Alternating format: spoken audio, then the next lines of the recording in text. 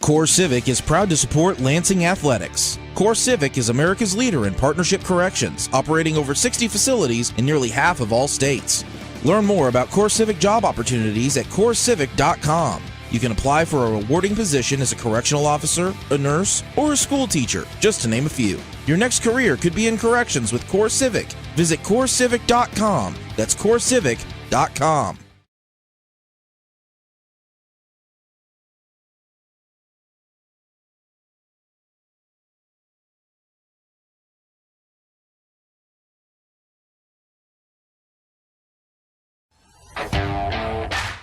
No matter what your goals are, competing at the next level, participating in a local 5K, or leading your team to state,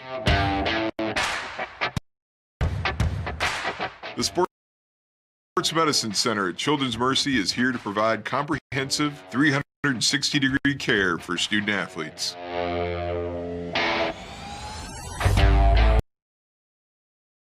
Performance training, injury prevention, rehab services, nutrition, mental wellness, surgery, and more.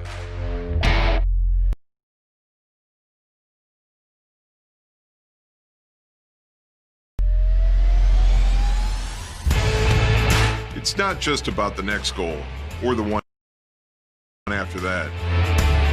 It's about supporting a lifetime of sport.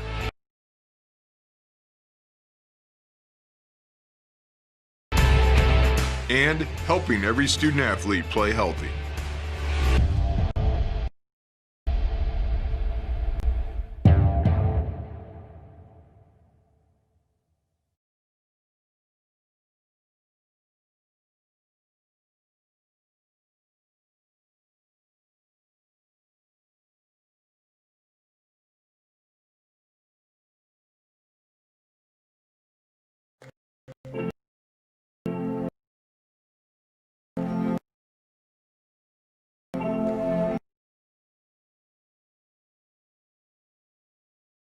Today,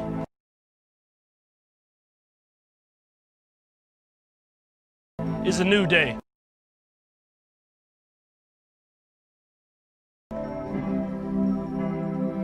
A day we've been waiting for our whole life.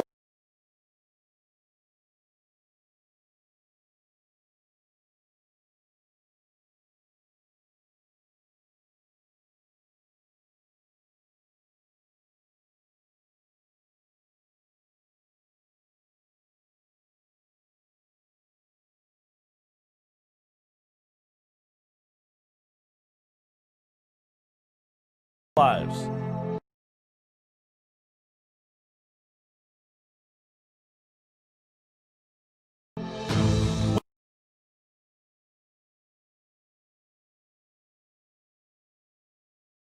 We've put in the work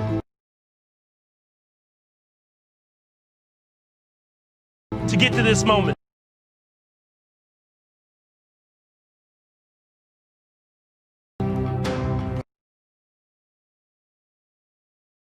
To have this opportunity to come together as a team.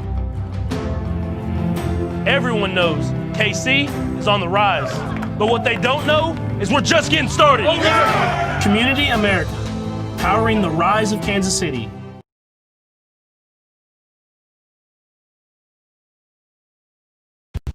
Gear up at Academy Sports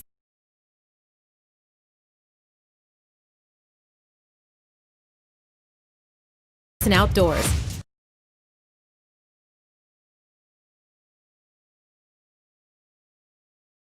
It's back to school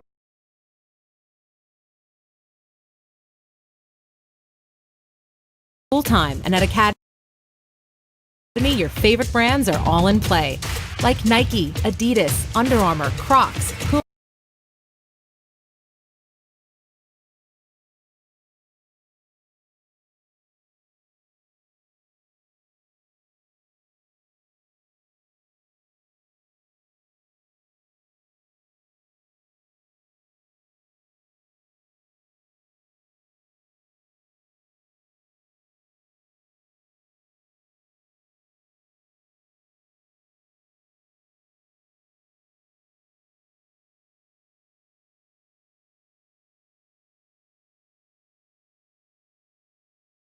Puma, and the North Face. Bring on the fun and get out there.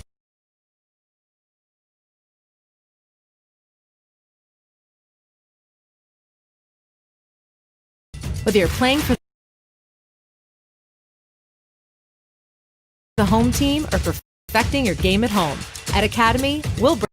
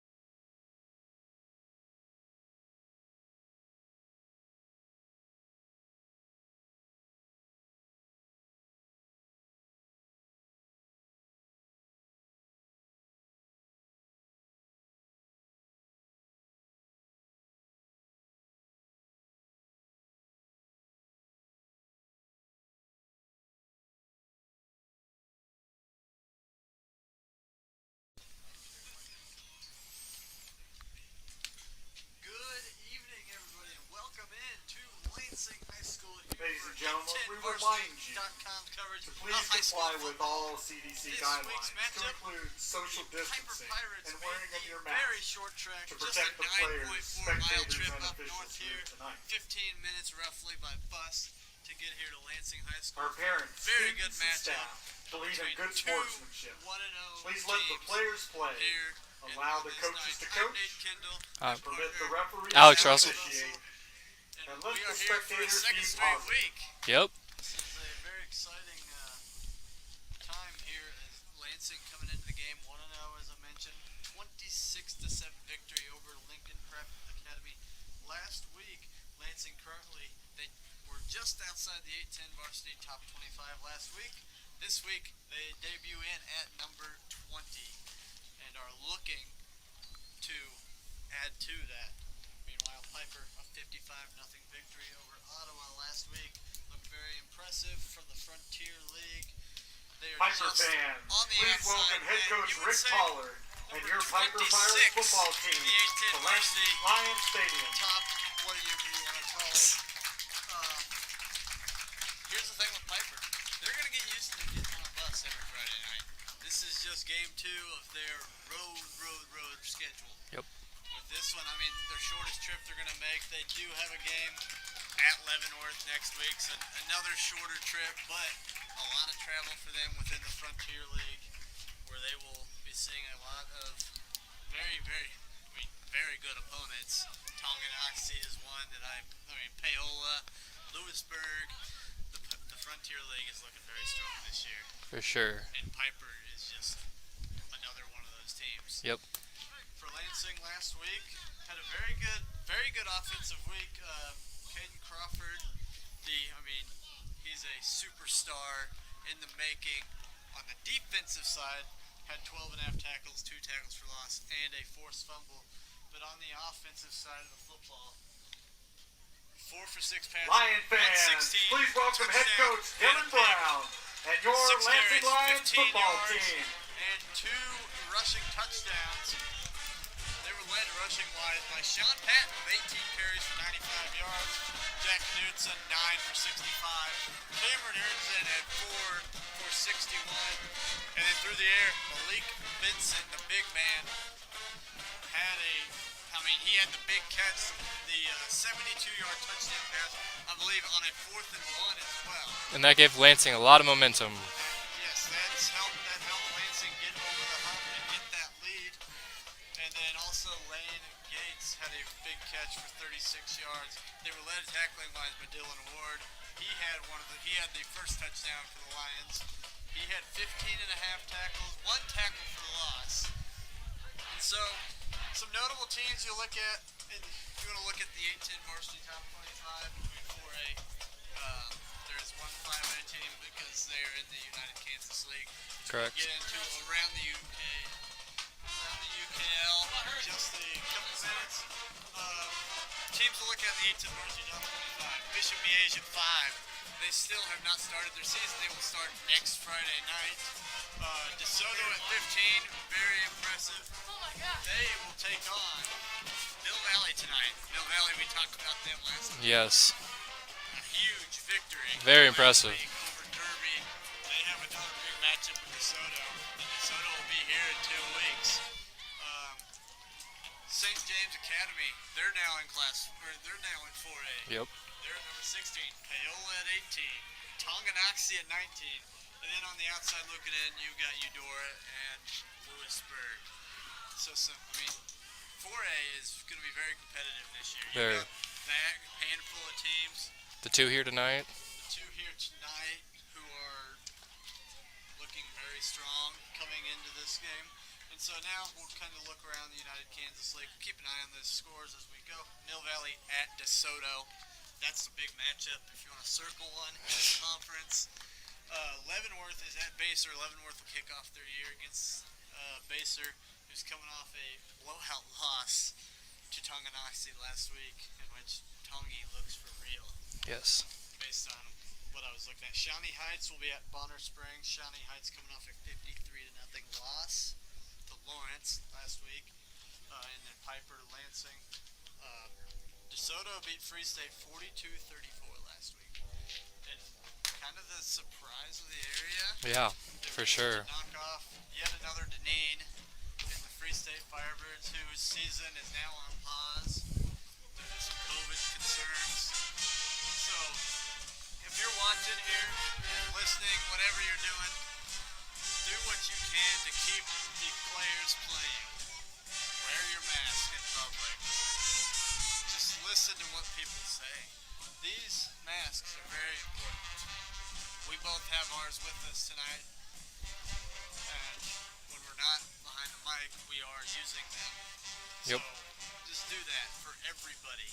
If you want high school football to get to the state championship round, wear your mask. That's the easiest thing you can do. Yep.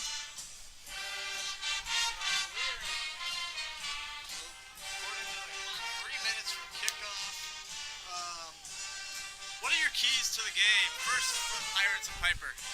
Well, I'd say on offense, you just want to avoid Crawford and Ward. You know, the 2 guys with 10-plus tackles. I know that's hard to do, and they're all over the place, but we'll see that line, how they look. They all look over 6 foot. And yeah, and there's the name that everybody who's kind of seen Piper football recently. There's another BB.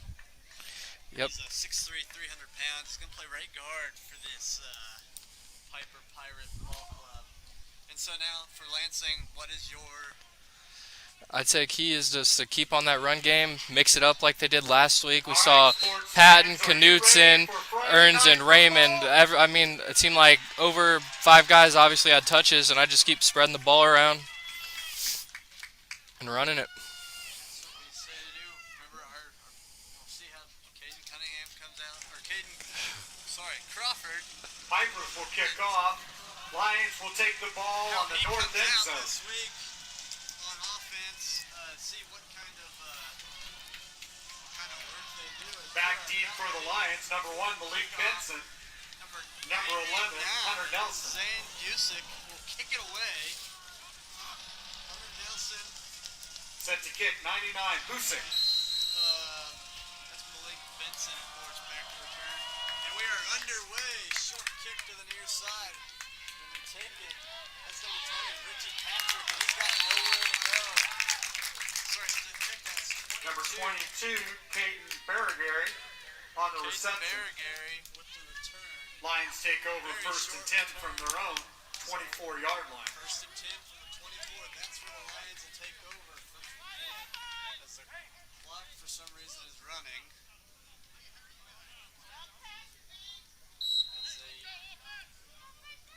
I don't think they realize that.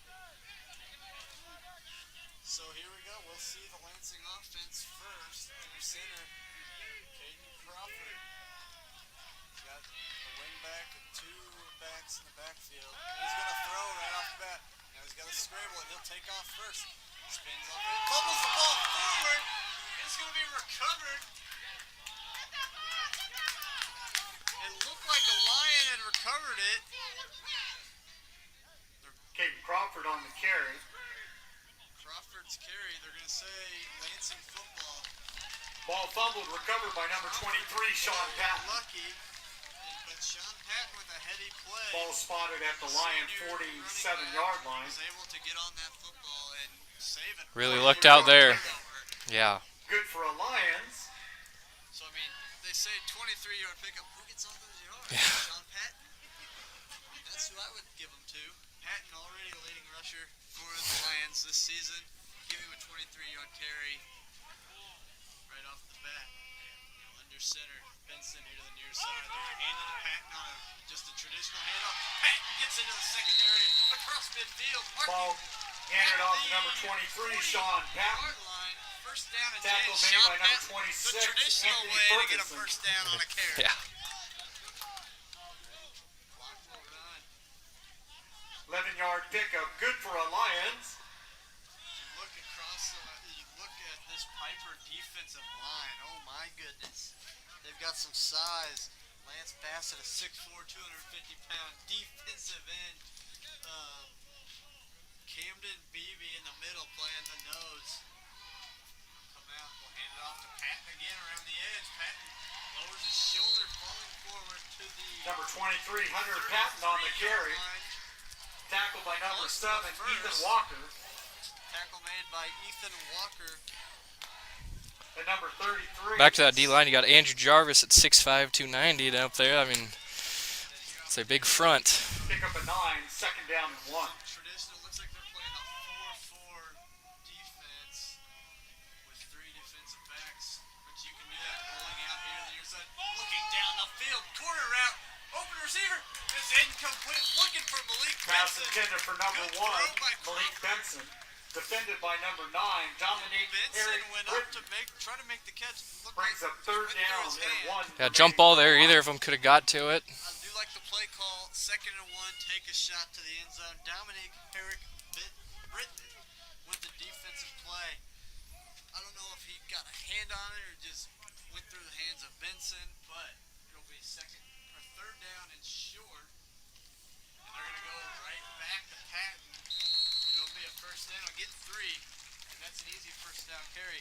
Been a lot of Patton here early on. Hand off to 23, Sean Patton. Tackled by number 24, They fumbled. Darius McNeil. Yeah, if you want to call that a carry. 3-yard pickup on the play. And Fresh here set comes of downs another for big the Lions. body. Good for a Lions. 55, Tony Cobbs will come into the game. For Ball spotted at the Pirates' 29-yard line. Cobbs, 6'1", 255. Oof. They're just bringing some more beef into the game. Under center. They're going to throw just a fullback dive up the middle. Not a lot of room. That's like Knutson there. 33, Jack Knutson. Looks like he may have lost one on the play. 2nd down and 11. Short loss for the Lions. He's not on my roster in front of me, so I'll have to write him in real quick. Throw here to the near side. Benson's got the catch. Short gain. Yeah, he lost. Knutson lost Crawford a yard. Benson. And already we've seen 3 plays that were supposed Tackle to be made by passes. number 9, Dominic Herrick Crawford Britton. scramble. It turned into a fumble. 5-yard pickup Deep on the play. Brings to up Benson. 3rd down and a long On 2nd 5 and for the 1. Lions. And then that pass, a little just short, just comeback route. Good throw, good catch. Benson, if he doesn't jump for that ball, he might be able to turn it upfield a little bit quicker. But it'll be 3rd down and about 5. They'll give him a 6-yard catch there. Under center is Crawford. He's going to toss it out here to the near side. Patton trying to get to the edge. He's going to be Crawford close. pitches to number 23, Sean Patton. They just set that Tackle play made by up. number 9, Dominic With Herrick the Britton. with the handoff up the middle. They 4-yard finish out pickup. the fake with Brings that up 4th down and very short for the Lions. Fourth and short. Looks like a full yard. 4th and 1. They're going to go with the goal line package.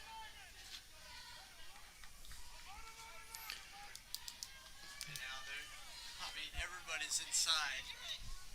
And so Piper will sack it. And Caden Crawford, the flag is down. It looks like Caden Crawford on the keeper. Little movement there. On the on play. the offensive side of the ball, so that'll back him up 5 yards. So you're not going to be able to go with the same set. Unless someone was lined up off sides, we'll see what the call is here. They are discussing.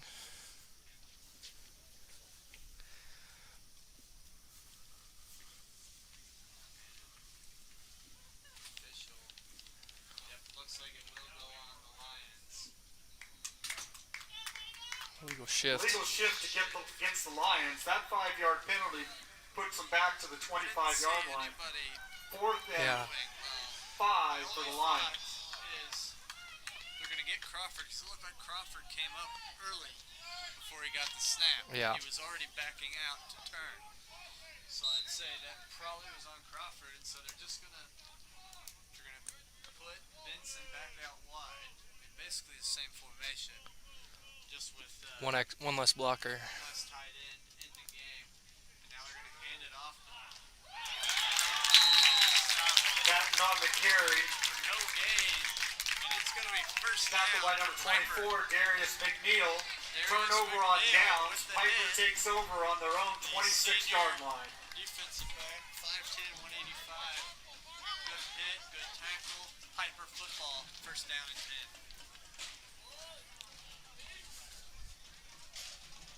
And here on our near sideline, you guys can't see it, but they have specific cones for each player number. They have water bottles at their feet, so each player, they're spread 2 yards apart. So, I mean, that's 6 feet. It's pretty cool how they're doing this. We'll try to show you in a little bit. And now, in the pistol, they had a stop for, it looked like no gain. They came out in the pistol, but an injured player, Camden Beebe. Ball carrier number 24, Darius McNeil. McNeil with a short gain. Initial tackle made by number 5, Caden Crawford. Finished up by number 8, Dylan Ward. Oh, there you have the two. Timeout on the field, player injury. Crawford and Ward combined for the first tackle of the game. This injury looks tough, and we're actually gonna take a break. We'll be back after this. Core Civic is proud to support Lansing Athletics. Core Civic is America's leader in partnership corrections, operating over 60 facilities in nearly half of all states. Learn more about Core Civic job opportunities at corecivic.com. You can apply for a rewarding position as a correctional officer, a nurse, or a school teacher, just to name a few. Your next career could be in corrections with Core Civic. Visit corecivic.com. That's corecivic.com.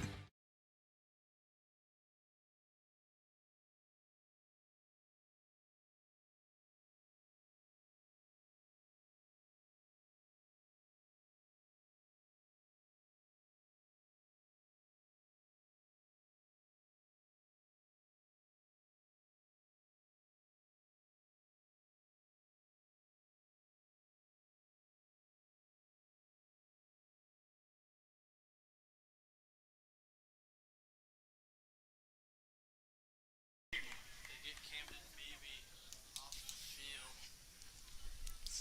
Sophomore right guard already has to leave the game. But just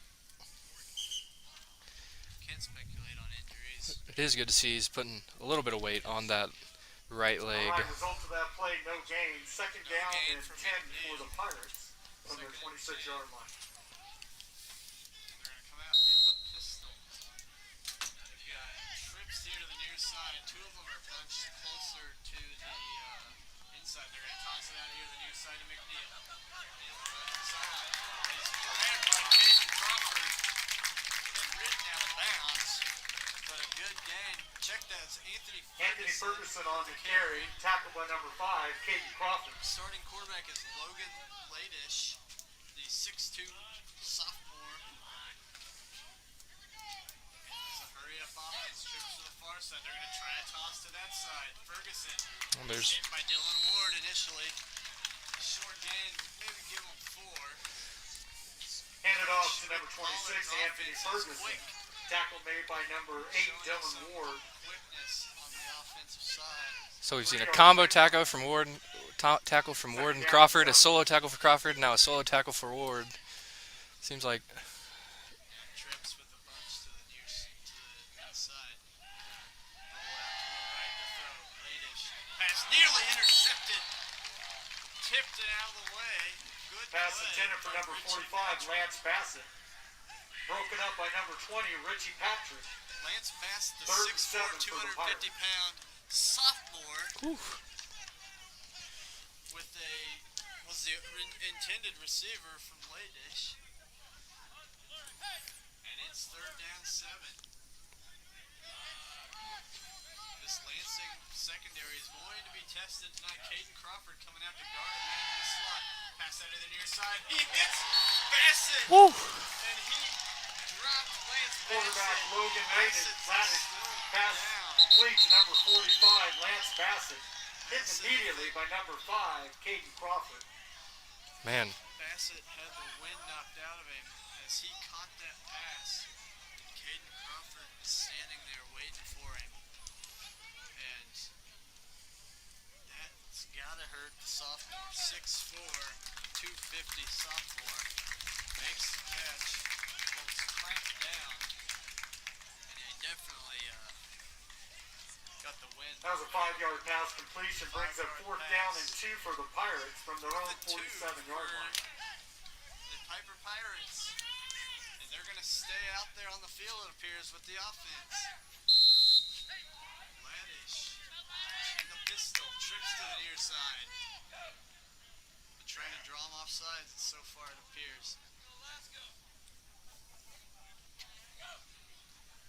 Looks like just going to try to draw him off sides. Oh, now they're going to shift into punt formation. Shift into the punt. Richie Patrick drops. He runs back. It's just going to be it's going to be a really good punt by Ladish, taken by Patrick. There's going to be a block in the back as Patrick swings free. Brought down at the 35-yard line, but a flag. Pirates quick kick. Get back. Looks like from the Ball taken by number 20. Richie Patrick, tackled by number 55, Tony Todd. Flying on the play. Just getting back, making the catch, and then taking off with it. But the flag was thrown. 5:28 to play here in this first quarter. Nothing is our score. Here on 810varsity.com. It's one of many games on our network tonight. You can really see 16-yard games return all over negated the by a place. 10-yard penalty on the Lions. Gives them 1st and 10 from their own 12-yard line. They've got a very good game going on. St. James Academy taking on St. Thomas Aquinas. So here we go. Under center Crawford. Hand off to the near side. Patton and some big time hit. Patton takes the handoff from Crawford. Tough shot. Tackled by number 2, Indeed. Corey Bacon. That 5'9", 180. Gain of 3 on the play. Sounds like 2nd he down might and have 7 laid from some the of that. Lion 15-yard line. A little bit of that pad popping himself. yes. And it's going to be 2nd down and 7 from the 15-yard line. Crawford will be under center. Crawford barking out the signals. Here comes Set. Takes a snap. Go back for a pass. Take a shot down the middle of the field. It's Benson! Malik Goodbye. Benson is gone, but a flag is down. This play will not count. Crawford connects with Benson. Flag on the play. It'll be interesting to see what the call is here. It looks like it's definitely in the vicinity of a hold, but an absolute brilliant throw. Holding against the Lions.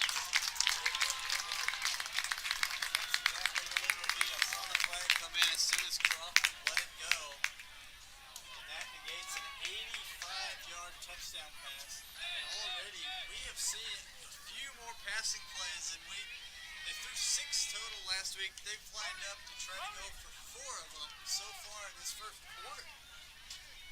But I mean, you got to give a lot of credit there. Half Really the good distance throw. the goal sets down at the third. Yes. The 7-yard line for the Lions. And I mean, then he turned on the afterburner. You said he's a sprinter, and he showed that. Brings up second down and 15. Second down and about 14 from the 7-yard line. Similar to that play last week, he just led the ball for Malik and he outran his defender, but didn't matter. Benson, 6'1", 175. Showed his speed there, and Patton's going to get the penalty yard. Number 23, Patton on the carry. Third down. Tackled by number 7, Ethan Walker. 26, Anthony Ferguson. 5-yard pickup brings up third down and 8 for the Lions. Third down and 3rd and 8. Give him 7 on the play. 3rd and 8. Under center. Benson is not. They're going to go with short with Knutson. And the ball's on the ground, but they're going to blow it dead. Hand off to number 33, Knutson. They blew it dead after. Met immediately at the line of scrimmage by number 71, Khalil Kennedy. But punt formation Brings up 4th down for the Lions. coming up, and I mean, at this point you got to be happy for Piper. You're gonna hit the ball. Back to punt, number 17, Zell for the Lions. Back deep for the Pirates, number 5, Brayton Snell. And number 7, Ethan Walker.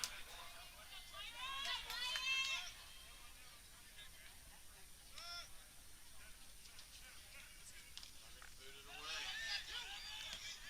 And fair catch called for and made. Fair catch called by number 7, Ethan Walker. Called a fair catch, and they're marking it at the 46-yard line. Ball be placed at the Pirates' 46-yard line, 1st and 10.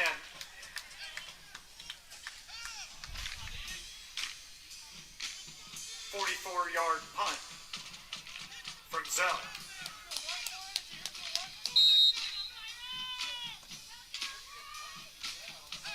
They're going to have the ball at the 46-yard line. 1st down and 10 will the Pirates have the football. They've got 2 backs in the backfield. Next to Laddish. They're going to hand it off. Short run. Here's a couple. Ball handed off number 26, Anthony Ferguson. Tackled initially by number 20, Richie Patrick.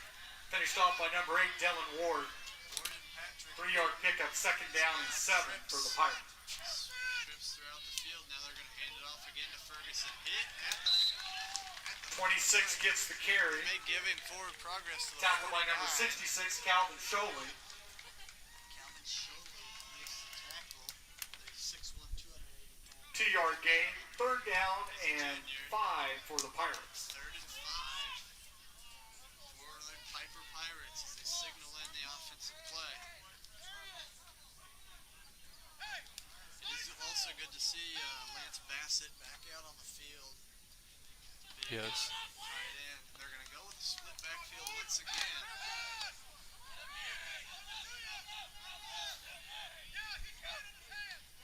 And they're going to fake the handoff. Look to throw Laddish. Got his scramble. Now he's got to get rid of it, but he chased out of bounds.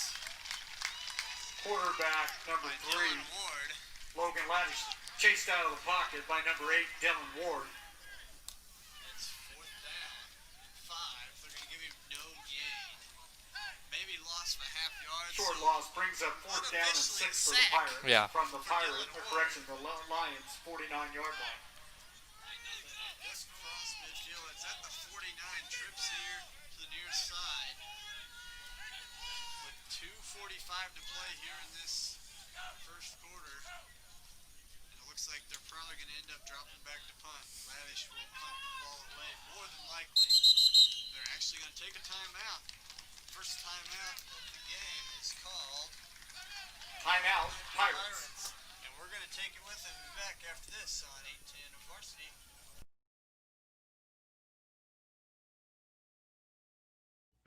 High school sports fans, Trent Green here, and when I want the latest scores and news, there's only one place I go, 810varsity.com. Live scores, features, brackets, and even watch games live on the laptop, phone, or mobile device. Watch the Lee Summit, Blue Springs, and Park Hill schools, Blue Valleys, Olathes, Rockhurst, Miege, Lansing. The list goes on and on into Missouri and Kansas. And playoff broadcasts too, plus top 25, awards, and more. Check it out now, Kansas City's home for high school sports, 810varsity.com.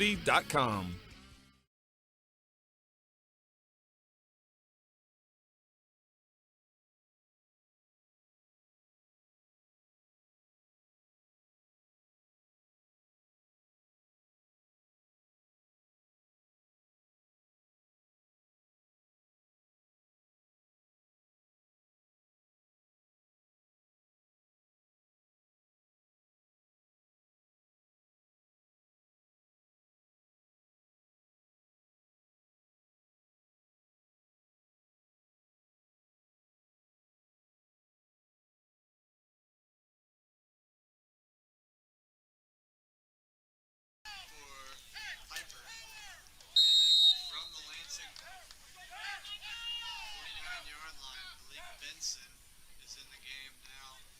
They're using him as a return man, and now we have punt formation coming now. And Laddish, quick snap, kicked high in the air, short punt. Benson will call a fair catch and make it. Malik Benson, fair catch at the 20. That's where the Lions will take over, first down and 10.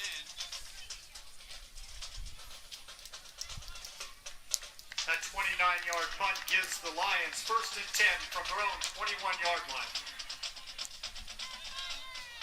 So far in this game, a crucial one already Yes. for Lansing. It was a very pill to swallow for Lansing, who had a touchdown wiped off the board.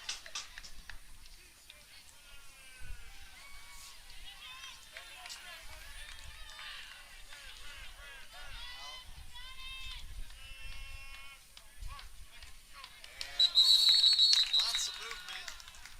I said the penalties.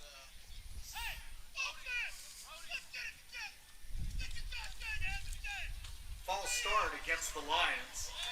That 5-yard penalty backs them up to the 16-yard line. First down and 15. So first and 15 for the Lions now. Their own 16-yard line. Crawford under center. Calling out the signals. Now they come set. Man comes in motion. That's Ward. They're going to hand it off to Knudsen. Short carry. He'll get Ball handed off to number 33, Jack Knudsen. Line of scrimmage. 21-yard line. 5-yard pickup on the play. Tackle made by number 2, Corey Macon. Number 24, Darius McNeil for the Pirates. Number 24, Darius McNeil. That takes us back to the original line of scrimmage. Second down and 10 for the Lions. Second and 10 for Lansing. 2 minutes to play. First quarter. Lions. Pirates knotted up at 0. Lansing. Ward will come in motion. They're going to hand it to Ward. He's hit hard immediately. Ball carrier number 14, Tyler Henson, met immediately in the backfield by number 55, Tony Cobbs. Sorry.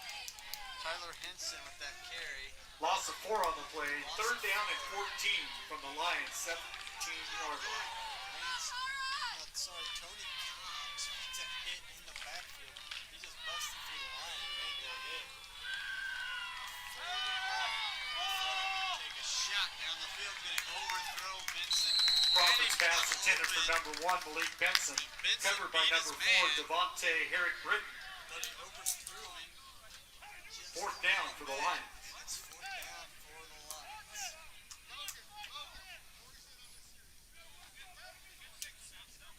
They need to, for the Lions, need to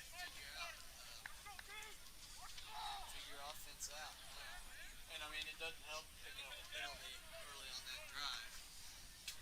Back deep for the Pirates, number 5, Braden Snell. Number 2, Corey Macon. Corey Macon to return. Kick it. Short kick. Snell's going to let it drop. It's going to be Zell's punt down at the Lion 46-yard line.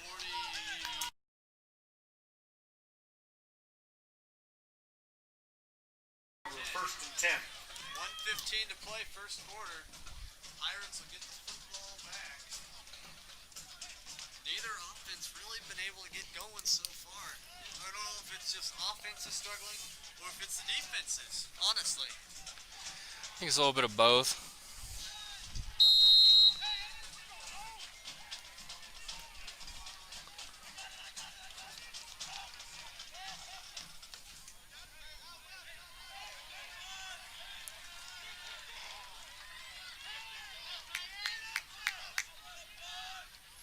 Quarterback keeps it.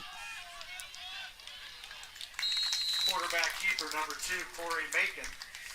Tackled by number 8, Dylan Ward. Got about 4 there. 5-yard Should be second and 6 for Piper. Second down and 5 from the Lions' 42-yard line.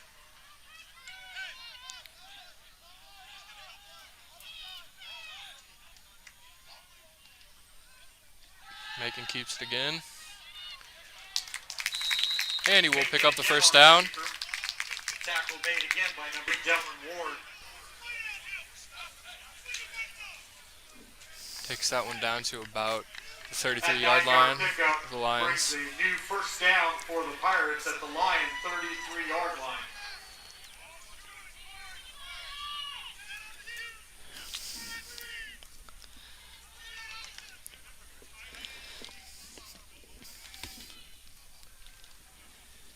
Megan hands it off this time.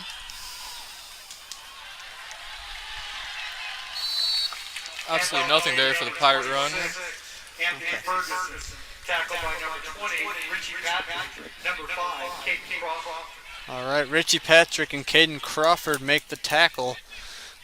Chased Ferguson back after a good start to the drive for the Pirates as they changed quarterbacks. Corey Macon in the game at quarterback.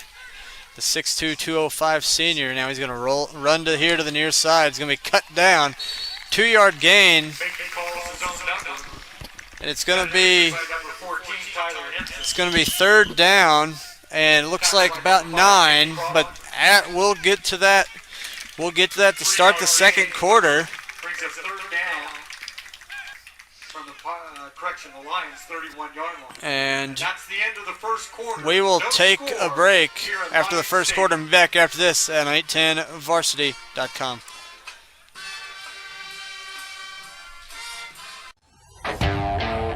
No matter what your goals are, competing at the next level, participating in a local 5K, or leading your team to state. The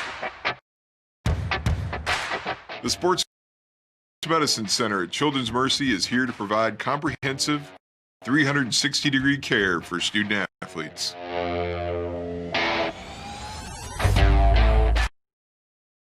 Performance training, injury prevention,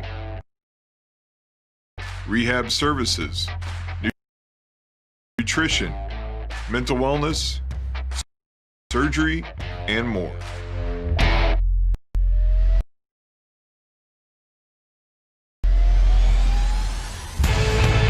It's not just about the next goal or the one after that. It's about supporting a lifetime of sport.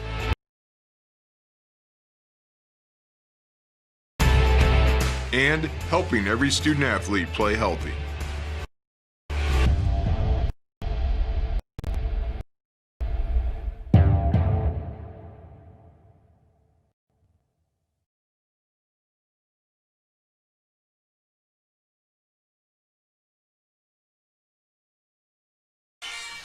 Welcome back here, 810varsity.com. Third down and 8 for the Pirates as we start the second quarter.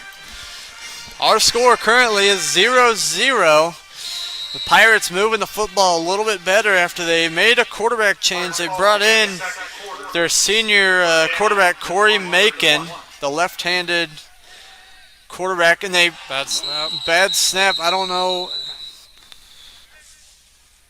It's like, yeah, maybe a snap infraction type thing. False start against the Pirates. That 5-yard penalty will back him up to the line, 36-yard line.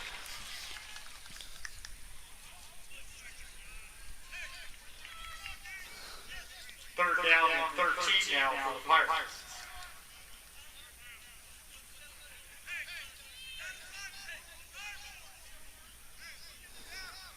So third down.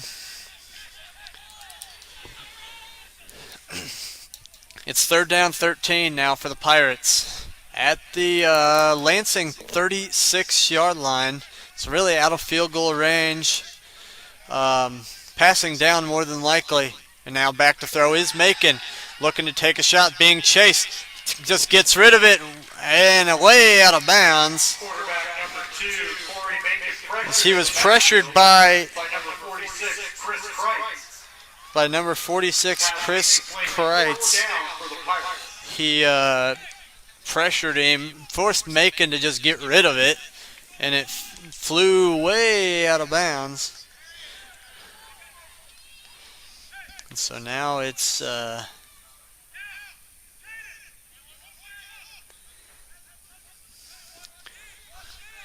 like they may be Laddish back in at quarterback. And they're going to throw just a middle screen. Going to pick up close to the first. It's going to be very close. And it will be a first down as they go for it on fourth down.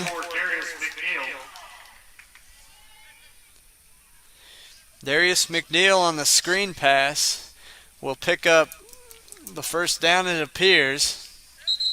And it looks like they're actually going to measure this. So it's extremely close.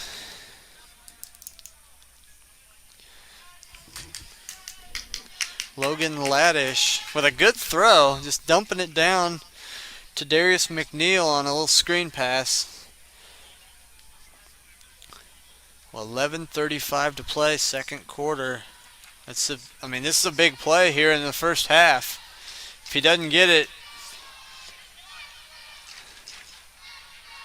as they're setting the football, he's gonna be short, it appears. Lansing football as they stop him on fourth.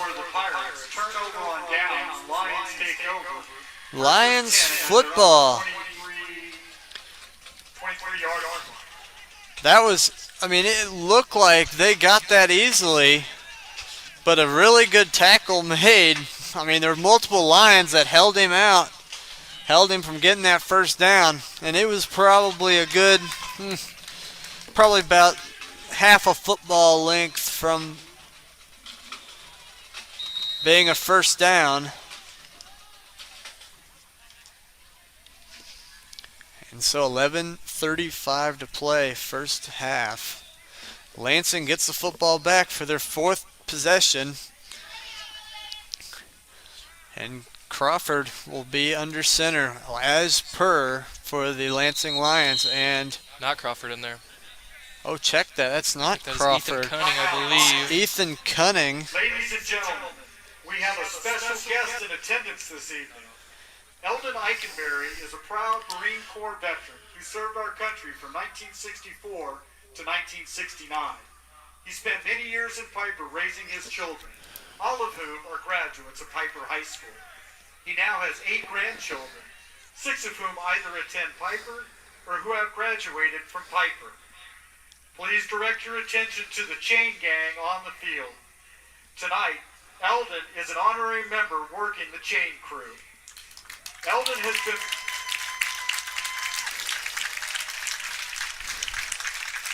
This here on 9/11, they're honoring a Eldon has been working the chain crew of Piper a former Marine. 1978. Tonight marks his 40th season working the chains in support of the Piper Pirates football team. As many of you know, Piper does not have any home football games this season. So how fitting a tribute to enable Eldon to carry on this annual tradition. Eldon's sons Brad and Brian have also been working the chain crew with him since the early 2000s. Please stand and give Eldon a rousing thanks for his many years of selfless service in support of Piper football. Congratulations, Eldon, on 40 years of the Chain Crew. So yeah, that was a very, very cool thing that they just did. Is Ethan Cunning is now in the game at quarterback. That's kind of a scary thought for the Lansing Lions. They're going to come out, hand it off to the near side. Going to get a decent carry. That's Jack Knutson. Jack Knutson on the carry, tackled by number 5, Brandon Snell. Brandon Snell makes the tackle, but the concern is there. Is Caden Crawford okay? I mean, ideally, let's hope he is. He's just getting a breather. And so, a 3-yard carry for Knutson. And Cunning now is under center, as usual. He comes set. Now he'll throw here to the near side. A slant!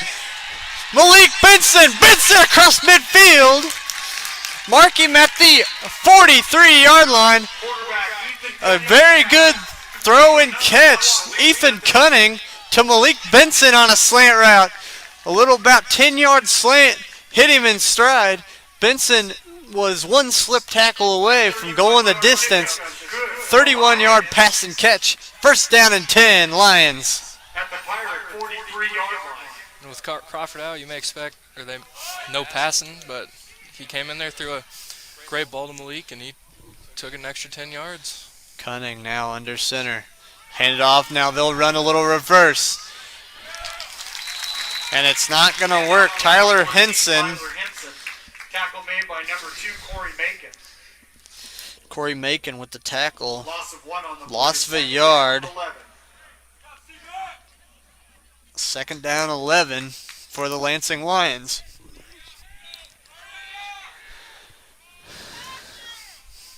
And now Ethan Cunning will come in under center still. Calling out the signals with 10 on the play clock. It comes set. He'll hand it off. A short gain. But a flag is down. Looks like it might be a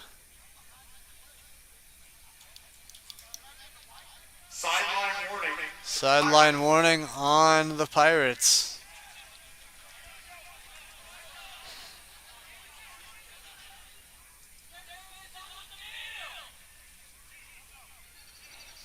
And so, yeah, sideline warning just goes down as a warning. Next time it's an unsportsmanlike conduct penalty.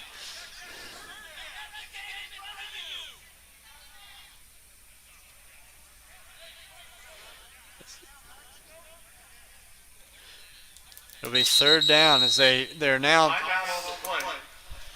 trying to figure out what down it is.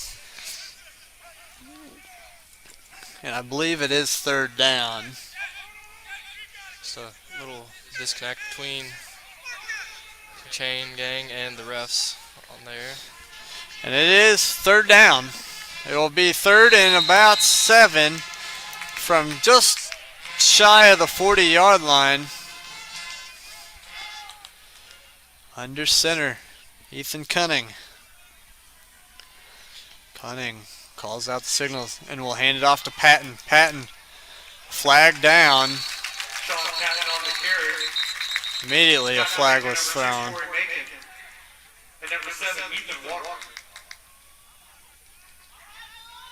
Thrown by the official here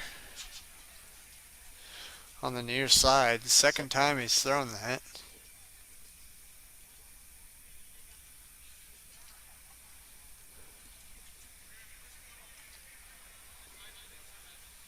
Illegal shift on the Lions. So that's another offensive penalty in this game. That's 3 offensive penalties.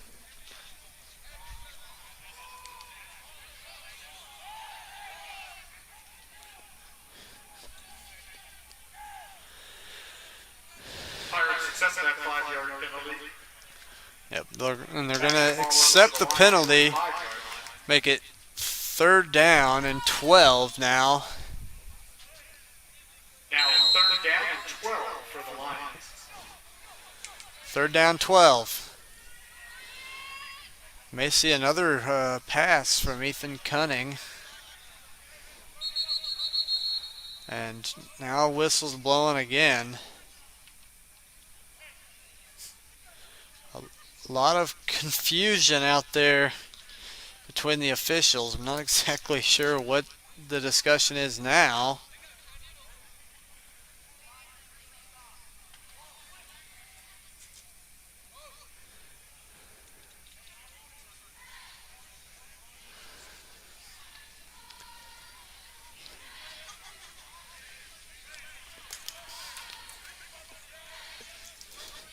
.9:22 to play here in this first half, as this game has kind of come to a creak just very So it looks like all that, move it back 1 yard. Ball back up an additional 2 yards. Now at the line 47-yard line. So 3rd down 15. Okay, 3rd and 14 coming for the Lions now. Let's see what the Lions coaching staff can come up with this time offensively. Cunning under center.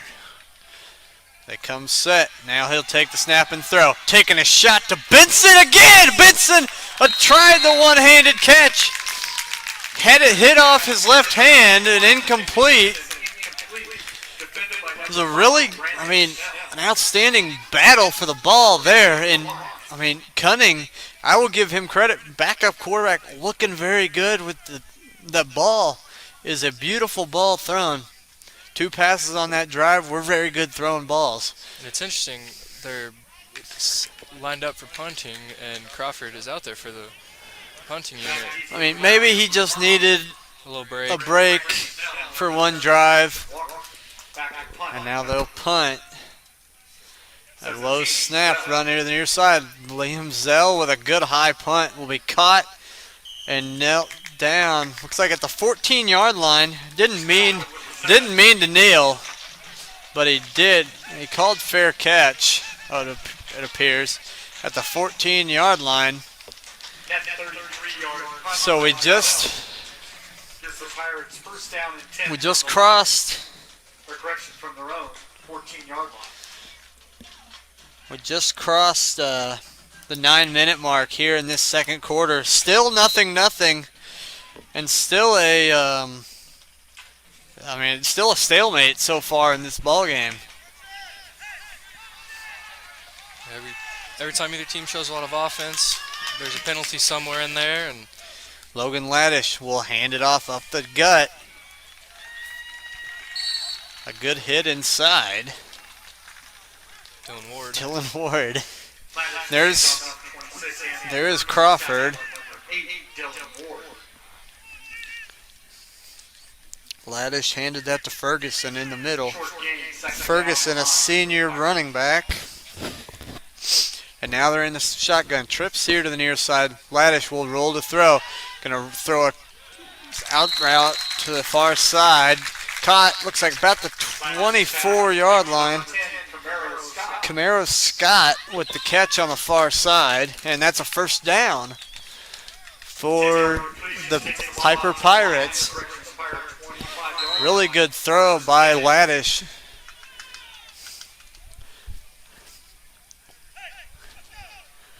Now they'll come out.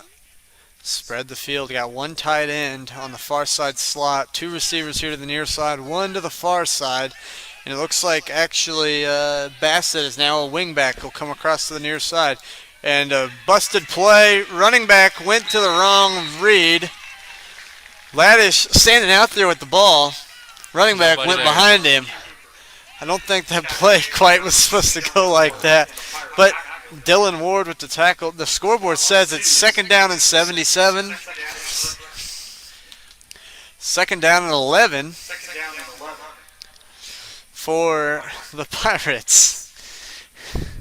7:30 to play here in this first half. It's 0-0 is the score. Man in motion's Bassett, and now they'll hand it off to Ferguson. Ferguson stops, tries to cut back, brought down. Near a first down, and it'll be third down. Richie Patrick comes up from his safety spot to make the hit, and it'll be third down, 3rd and 4. They've got to get to the 35-yard line. Got to get to the 35 for a first down. And the pistol. Got 2 wings to each side, and then 1 receiver on each side spread wide. Laddish takes the snap. Little play action fake, gonna run. No, he's gonna throw himself. Too low. Did he catch it though? Incomplete. They'll say it bounced in. My question is, Laddish, why don't you take off? Yeah, Go get that first down. And now 4th down for the Pirates. A lot of shuffling in and out, as I would assume we're going to see a punt. But I mean, I wouldn't put it past them to run a fake here on 4th down and 4th and 4. They have a normal punt protection, and they're going to boot it away. Laddish, a really good punt, caught by Benson. Benson's going to take off and get out of bounds. Punt field by number 33, correction number 1, Malik Benson. And they're going to throw a flag now. Flag on the play. That would be a, it looks like they're going to actually call the fair catch, whatever. It's a 15-yard penalty. Because Benson did wave his arm and then ran with it. And you can't do that. So 6:24 to play.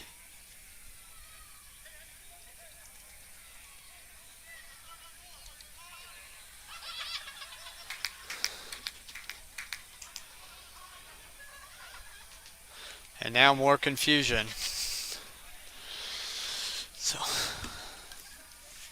while they are discussing what's going on, we will throw it to the 810 Varsity scoreboard and get some score updates from throughout the area.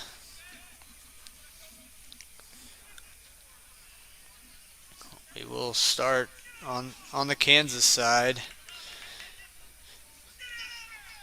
Olathe North leads Olathe South 21-0. Aquinas leads St. James Academy 14-0. Mill Valley 21, DeSoto 7. Lawrence 21, Washburn Rural 0. Olathe West and Olathe Northwest tied up at 0. Baser still just holding on to a 7-0 lead on Leavenworth. Lewisburg and Tonganoxie are tied at 0. Paola leads Spring Hill 21-0. And then over on the Missouri side, we have a few more scores filled in as Lee Summit West leads Lee Summit 14-6, and it looks like gonna not exactly. I mean, I don't believe it was a penalty. I just think the ball's dead where he called the fair catch. I think they just waved off the flag. So they were just ball discussing at the what to 31-yard line, and Crawford is back in the game. So it looked like just a little rest for the junior and some movement.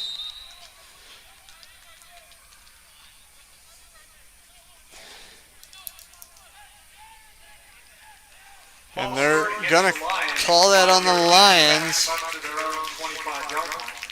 So seems like common at this point when there's motion, some struggles on the O-line. Last week and this week, yeah, we saw that every time they ran that motion,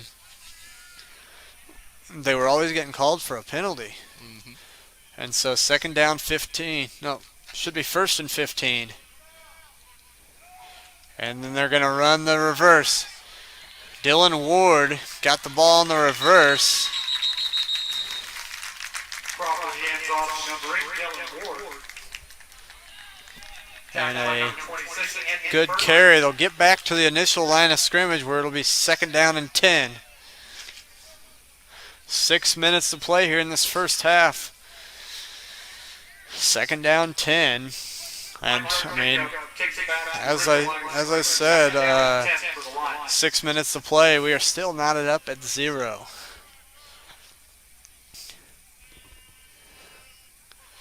Crawford now, he'll throw. Look to the near side. He's going to take off and run. Caden Crawford will get up close to the 35-yard line. He looked here to the near side. He had Hunter Nelson running a slant. Didn't like the look, so he pulled it down and took off with it. And he'll get about 5. 3rd down 5 from the 35. Got to get to the 40 for a first. Now he'll hand it off to Patton. Sean Patton, who had a really good first drive of the game and hasn't been real effective here recently. They're going to say it's going to be 4th down. It's going to be very close. So, decision time, if you are Coach Brown, you go. You've got a big quarterback. We've seen multiple times where Crawford has ran that ball up the middle. Also seen one time where he kind of swung around and tried to get that first down on a short 1-yard gain. All right. I would do the same thing. I'd go right up the middle, let Crawford do his thing. And it looks like they are going to take a timeout. We saw this last week, you do remember. They called timeout on 4th and 1 and hit a 72-yard touchdown pass. Yep.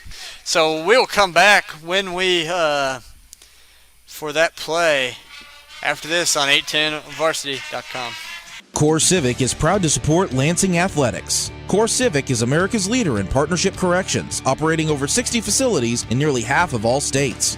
Learn more about Core Civic job opportunities at corecivic.com.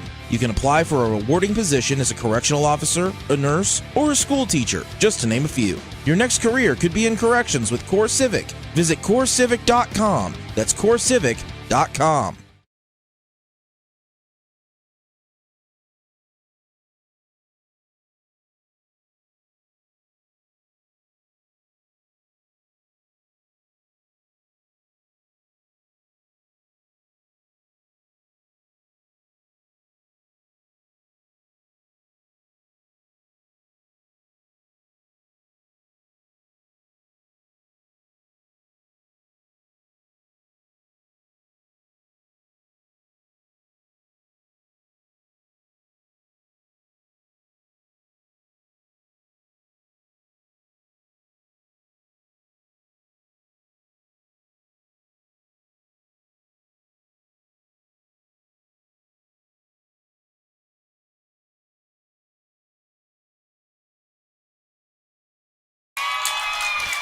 Welcome back here on 810varsity.com. I'm Nate Kendall, my partner Alex Russell. Here it is 4th and 1, and it looks like Lansing has decided they are going to punt the ball away. And they're going to just do a little rugby-style punt taken at the 29-yard line. That punt by Tyler Henson. Ethan Walker calls a fair catch and takes it. And so big drive here for Piper, because you think of this. Piper does get the ball to start the second half. If you can go down and score, you're going to get the ball right back. Yep. So this is really a big drive if you're a Piper Pirate fan. And, really, and for Lansing.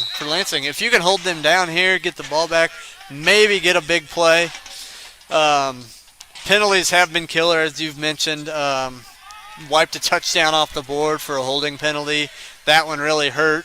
Long 85-yard touchdown off the board. And now they're going to throw. Laddish, high pass, incomplete. They're asking for a penalty, but looking for number 88. Isaiah Coppage, a 6'1", 175-pound sophomore. They are young on this Piper offense. and really a lot of their team is a young squad. They've got some very nice years to come. Do the Piper Pirates in the pistol. They're going to hand it off, hit in the backfield, but fighting forward to the 36-yard line. Darius McNeil, Tyler Henson, and Dylan Ward, the usual suspect, to get the tackle. So third down, just under 4 to play here in this first half. Third down and 3 for Piper. And the pistol set once again. They're going to hand it off again. Hit, falls forwards, got the first down to the 40-yard line. This McNeil. This is the thing that we're seeing tonight that we didn't see last week. We didn't see last week many guys getting hit and falling forward. This week, the Piper offense, they're getting hit, falling forward for an extra yard or two. Yep. And now Laddish will roll to the right and throw. Got a receiver, good catch. And looks like close to a first down. Camaro Scott with his second catch of this second quarter. And it's going to be another first down across midfield. 3:25 to play here in this first half. Our score, as you see on the screen, 0-0. Piper and Lansing. In the gun, trips to the far side. They're going to roll to the left now. Sets his feet to throw, taking a shot down the field. Man, it's open. Overshoots him. It's incomplete. Looking for Isaiah Coppage, and it overthrows him.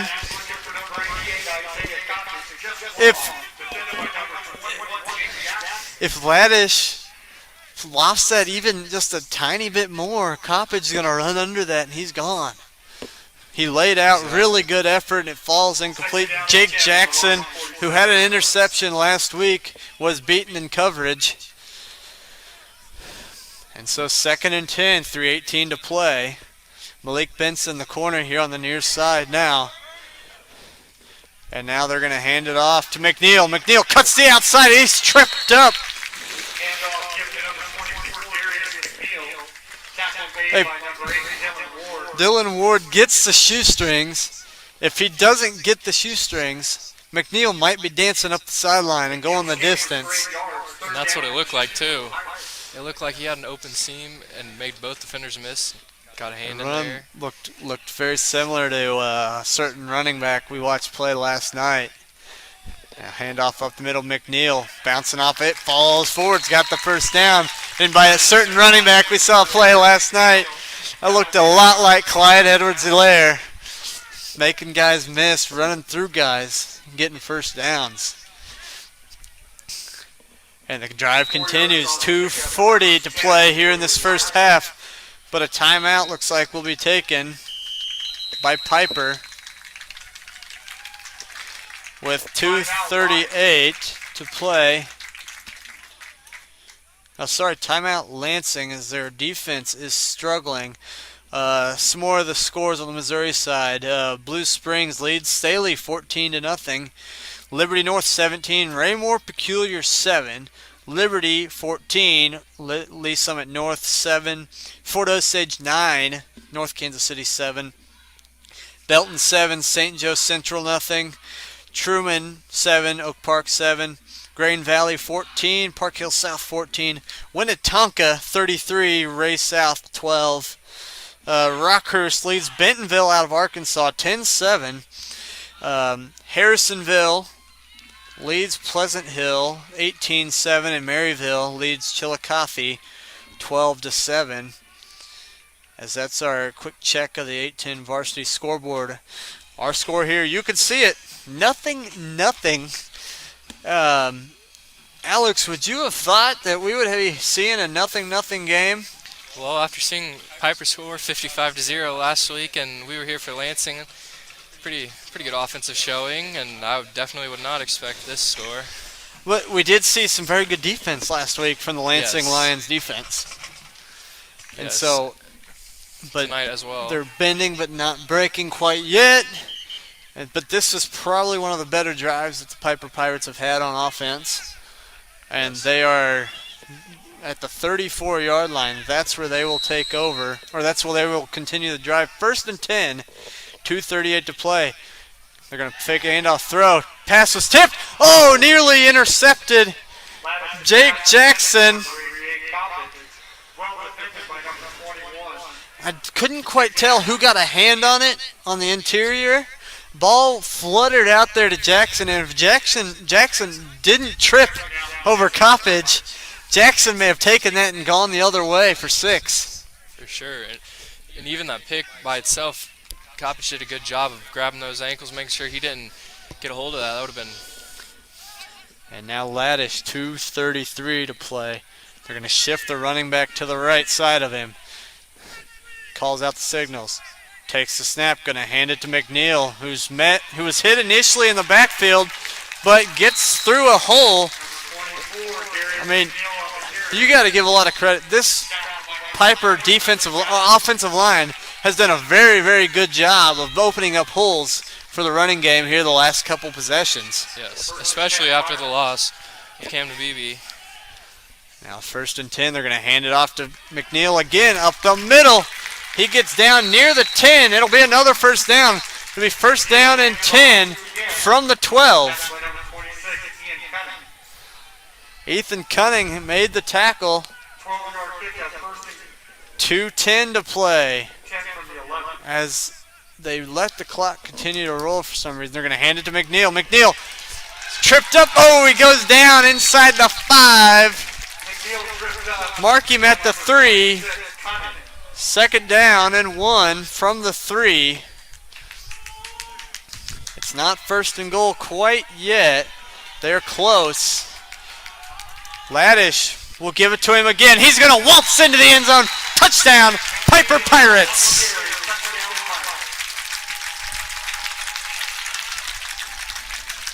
Piper gets it on the board first. And it's 6-0 Pirates with 1:41 to play. Still some time for the Lansing offense. But that may be a big score here with Piper getting ready to get the ball to start the second half as well.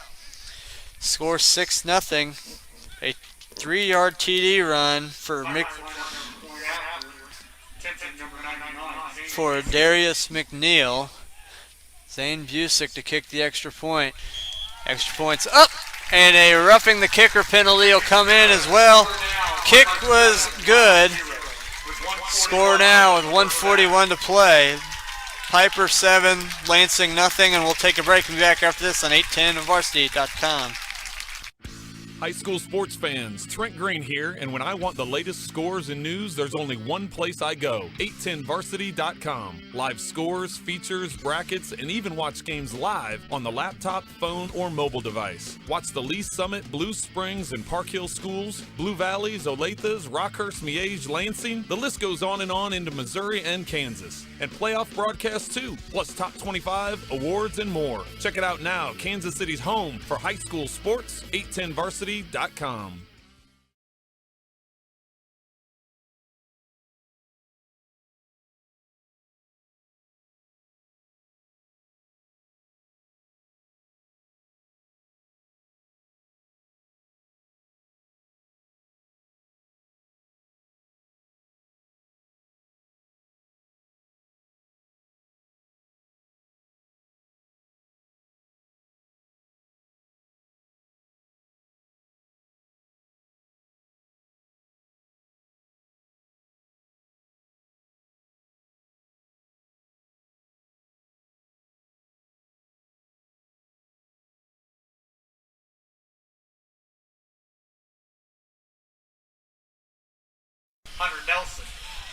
Welcome back here at 810varsity.com.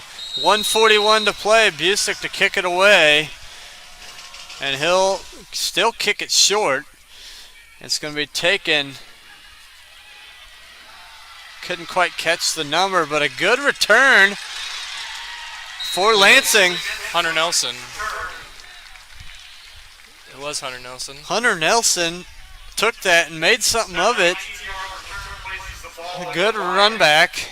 So Lansing has the ball at their own 34.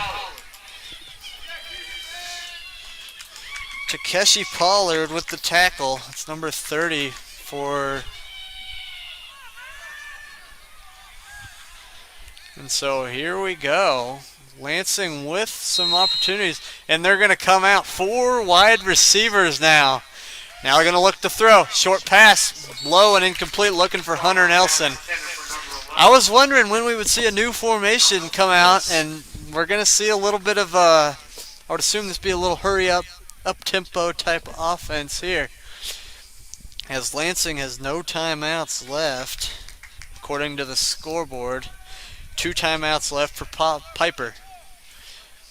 Now under center. Got the fullback behind him and 2 wide to each side of the field. We'll throw again. Pass is tipped up in the air. Nearly intercepted. That could have been intercepted. Really good play. That's number 45, Lance Bassett, getting his arms up. The big 6'4" defensive end. He just put his hands up. And Crawford, that's hard to get hands up into his face. That 6'5", 230-pound frame. And now 3rd and 10. Looks like they're going to tighten it back up in their formation.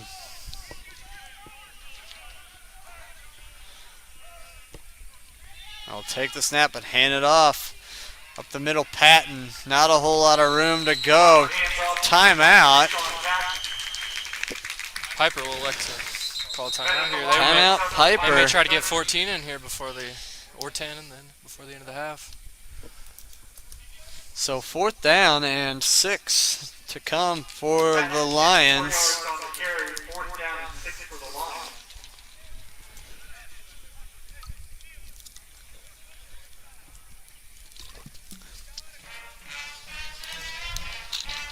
So Piper, depending on the punt, Piper may have decent field position with a chance to go down and try to get 7 more. They were very efficient with the running game, their previous possession. So I would assume we'll see Laddish throw the football a little bit on this next drive. I believe we've only seen 1 deep throw. The almost picked by Jackson, yeah. And then the overthrow. Yeah, the overthrow, looking for both the deep shots have been to Coppage. Yes. Meanwhile, on the other side, Lansing, we've seen a couple big pass plays. One of them wiped off the board. They hit 1 31-yarder over the middle. Really good pitch and catch from Cunning to Benson. But then that drive ended up stalling. And so punt formation, they will kick to Ethan Walker. And it looks like Brandon Snell. Liam Zell to punt. As well as Tyler Henson. Kick away. Short kick. Not what Lansing wanted. Is a short kick out of bounds. Where do they mark it? They will end up marking it at the 39. Ooh. Okay. So 57 yards to the end zone with 1:13 to play and 1 timeout.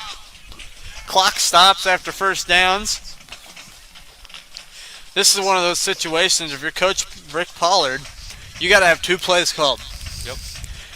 You have 2 plays called, be like, okay, get to the line no matter what. Get up there, we got to go. We got 1 timeout where we can fix something, but you got to be ready. You just got to have easy play calls, just in and out. Bang, bang, bang. Here we go. And so 1:13, they're going to have the tight end split out in the slot on the far side. He's going to come off to the near side. Trips now here to the near side. Laddish will take the snap. Low snap, looking to throw. Taking a shot. Throws it up for grabs. Incomplete. Looking for number 9, Dominique Herrig-Breton. That was a very tough situation for Jake Jackson. He had 3 receivers in his zone.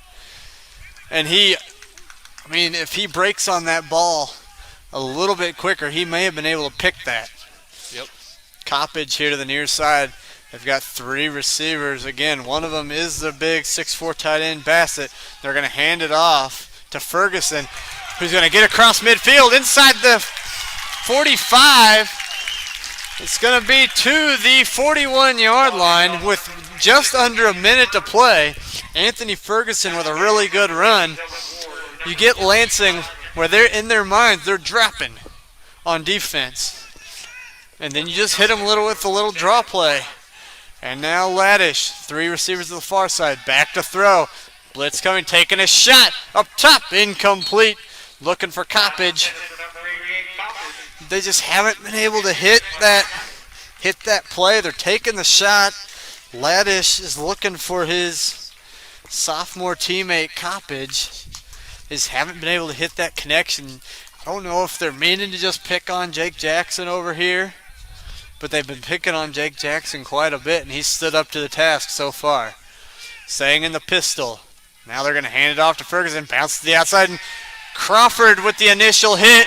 And, of course, Dylan Ward was in there as well. And that's Ethan Cunning. Cunning and Ward met with Crawford. And timeout called by Coach Rick Pollard. And the clock rolled again a little bit too long. And Extra 5 seconds, I believe. Coach Pollard is very upset with the... They'll put 40 back. They're going to put 40 back on the game clock. And so they've got the timeout. They're last. Neither team has a timeout remaining. Here with 40 seconds, exactly 40 seconds remaining. That's probably a rough estimate of what they needed it to be at. And so Piper starting to find their footing on offense, moving the football really well here in this second quarter. Lansing, though, they need to start finding their footing on offense. Yes. That's going to be the big key here. Here as we get to the second half, the coaching staff's going to have to find what's going to work on offense. And the passing game has worked. Yeah. That's your thing. I know you don't want to stick with the passing game, but that's worked. And now Laddish will roll out to his left, set his feet, looking for Coppage. And he connects with Coppage. Isaiah Coppage with the catch. And Jake Jackson in coverage again. He's been matched up basically one-on-one with Isaiah Coppage most of this first half. And now they got trips. They got trips to the far side. Empty backfield. Looking for a short pass, incomplete. Through the hands of Jalen Pride. They went 5 wide that time. Just spread the field out. They had Ferguson, who was the running back, in the slot. And they're going to do the same thing. Trips to the 5 wide. Trips to the far side. 2 here to the near. To throw. Hit as he throws. Throws it up for grabs. It's going to be intercepted. The pass was intercepted. Bryson Raymond makes a big play for this Lansing defense. Picks off a pass. Laddish put it up for grabs, and Bryson Raymond made a really, really good play. And that's huge. That's really stops the Piper momentum they had. You think they score here, you make it 14-0 before the or even 10-0 before the half, getting the ball. But now 7-0. Lansing obviously going to take this one to the half. Hope for a stop right off the bat, and then get the ball and score tied up. And so 23.9. Yeah, it looks like they are just going to kneel on the ball, and they will. And the clock didn't even start. So that's great.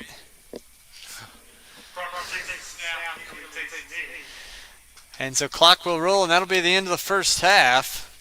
We will keep it here for the dance team. We will let them start the halftime festivities And then we will come back, do a first half recap, and then go through our 810 Varsity scoreboard here on 810varsity.com.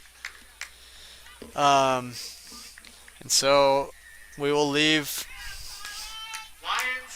it open, and we will let the Lionettes dance live right here.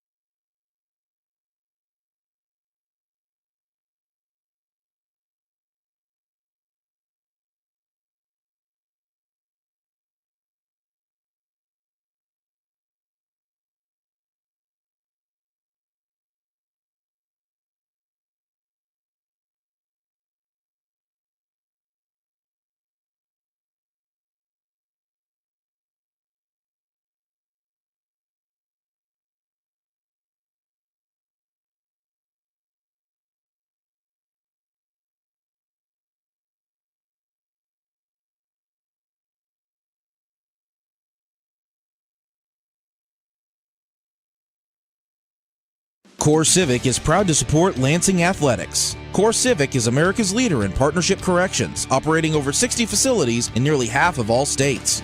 Learn more about Core Civic job opportunities at corecivic.com. You can apply for a rewarding position as a correctional officer, a nurse, or a school teacher, just to name a few. Your next career could be in corrections with Core Civic. Visit corecivic.com. That's corecivic.com.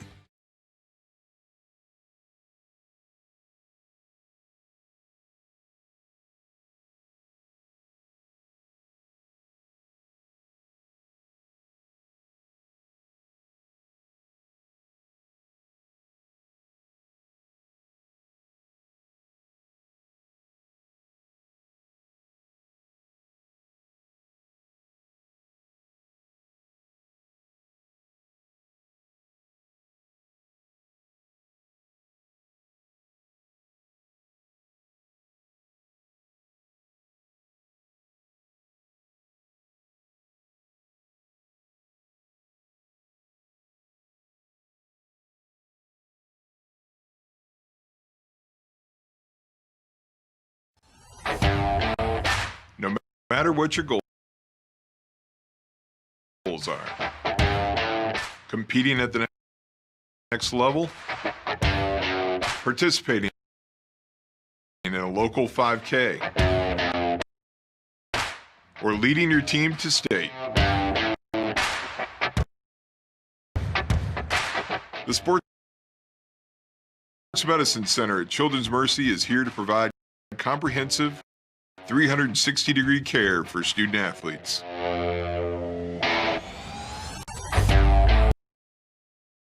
Performance training, injury prevention, rehab services, nutrition, mental wellness, surgery, and more.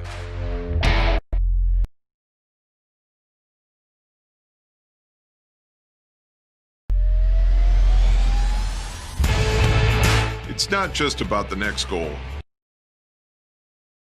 or the one after that. It's about supporting a lifetime of sport.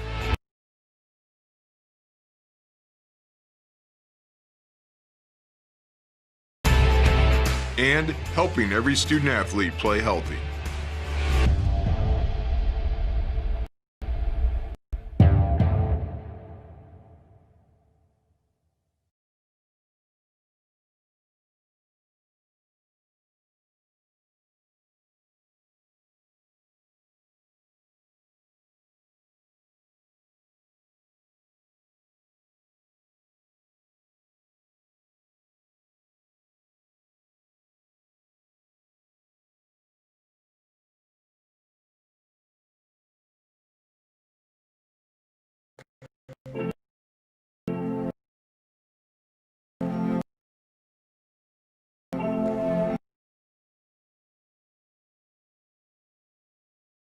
Today,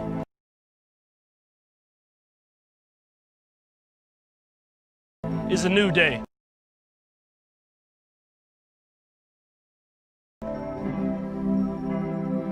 A day we've been waiting for our whole lives.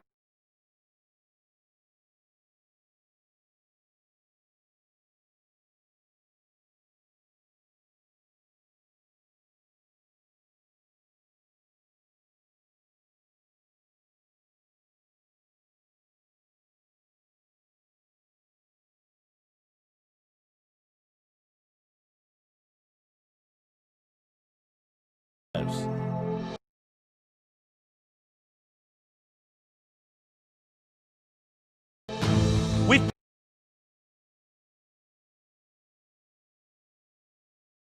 put in the work to get to this moment.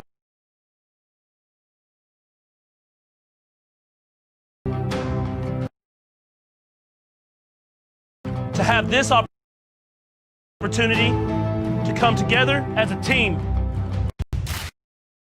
Gear up at Academy Sports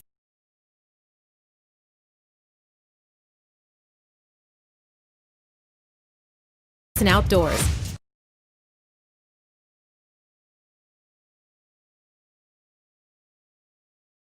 It's back to school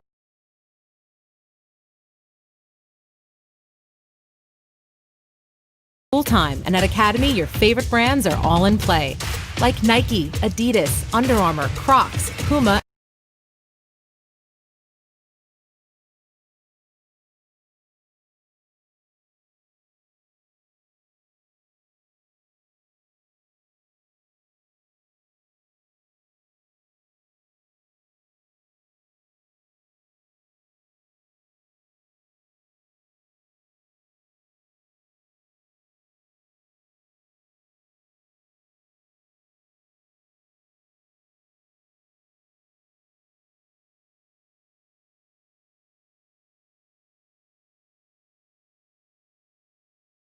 and the North Face. Bring on the fun and get out there.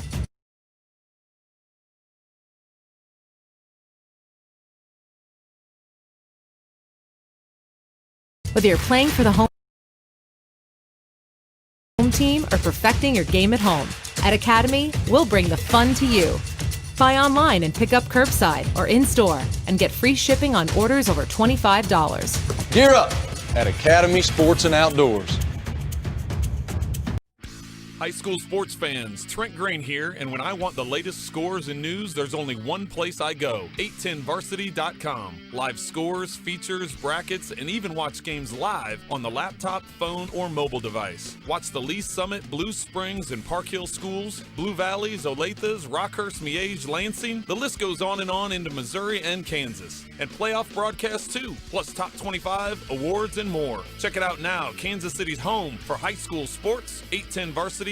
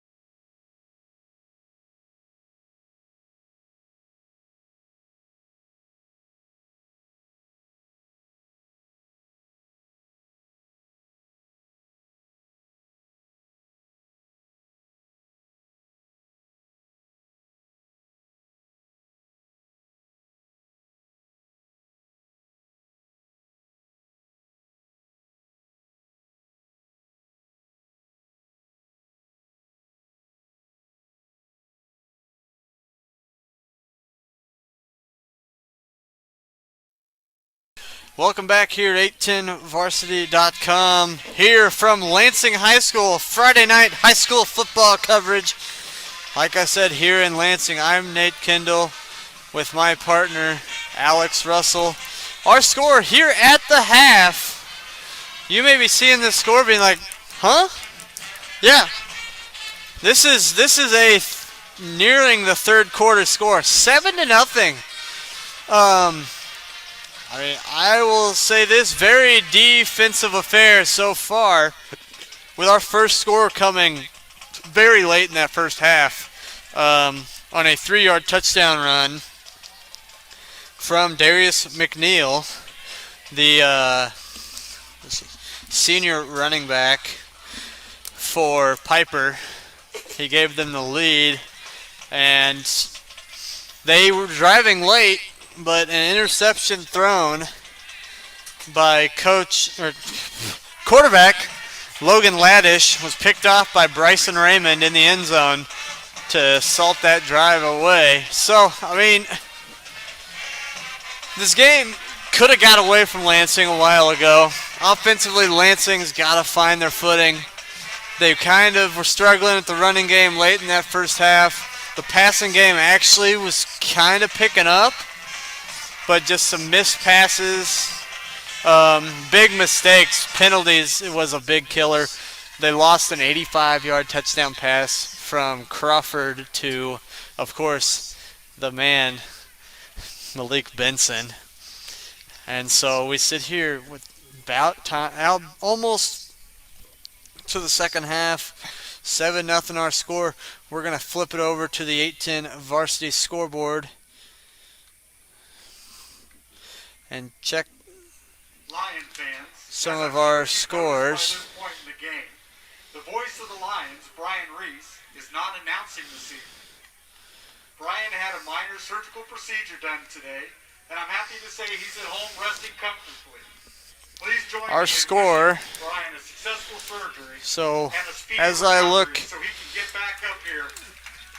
I'll look at our scores around the 810 Varsity scoreboard. Olathe North leads Olathe South 28-0. St. Thomas Aquinas leads 14-0 over St. James. Mill Valley leads DeSoto 35-7.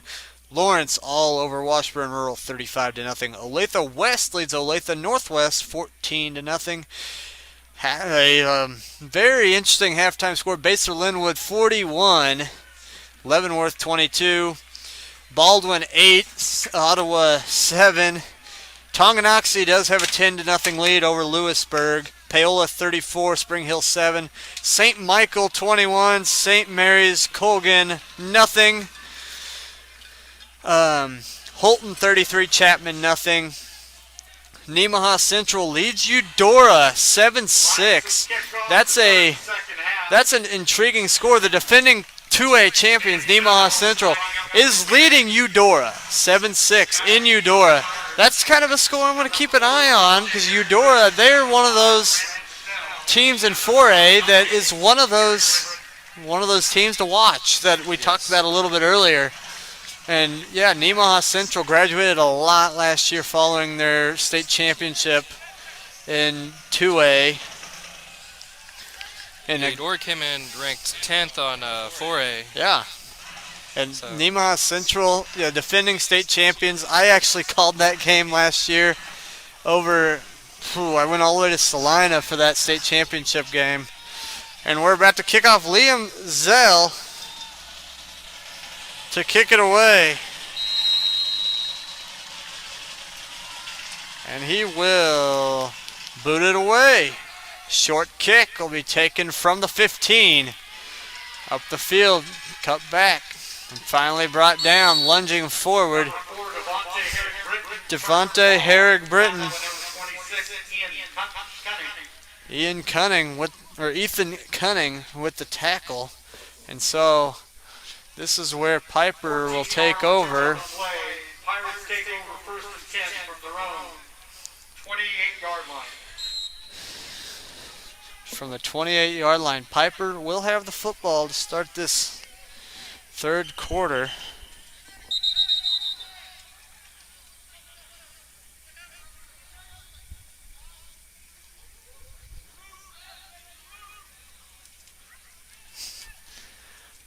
And it'll be Logan Laddish, who has played most of this game at quarterback. They did go Corey Macon for a few plays, but Laddish will stay in there, and they're going to hand it off. Tackle missed in the backfield by Richie Patrick. Patrick came all the way from his safety spot and nearly made the tackle in the backfield, but guess who made the tackle? Yep. Dylan Ward and Bryson Raymond met at the running back to finally make the hit 7 yards downfield. Last week we were seeing a lot of hits in the backfield against the against Lincoln Prep. Tonight a lot less.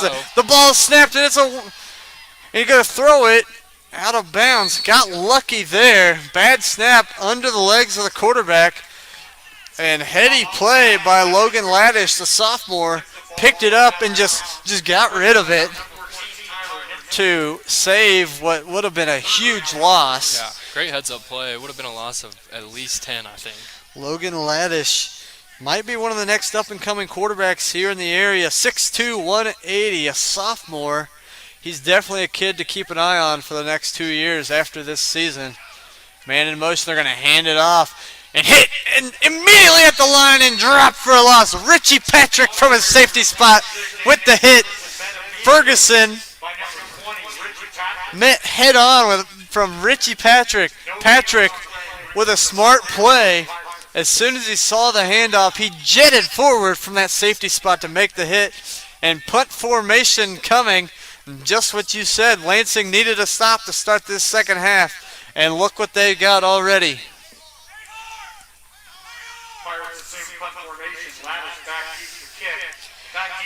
Logan Laddish, the dangerous Malik Benson back to return. High kick, short. It's going to bounce and hit at the 30, roll to the 25, 24. That's where it'll be down. Really good punt from Laddish. And so 1st and 10, Lions. We'll see what kind of offensive adjustments they've made here to start the second half.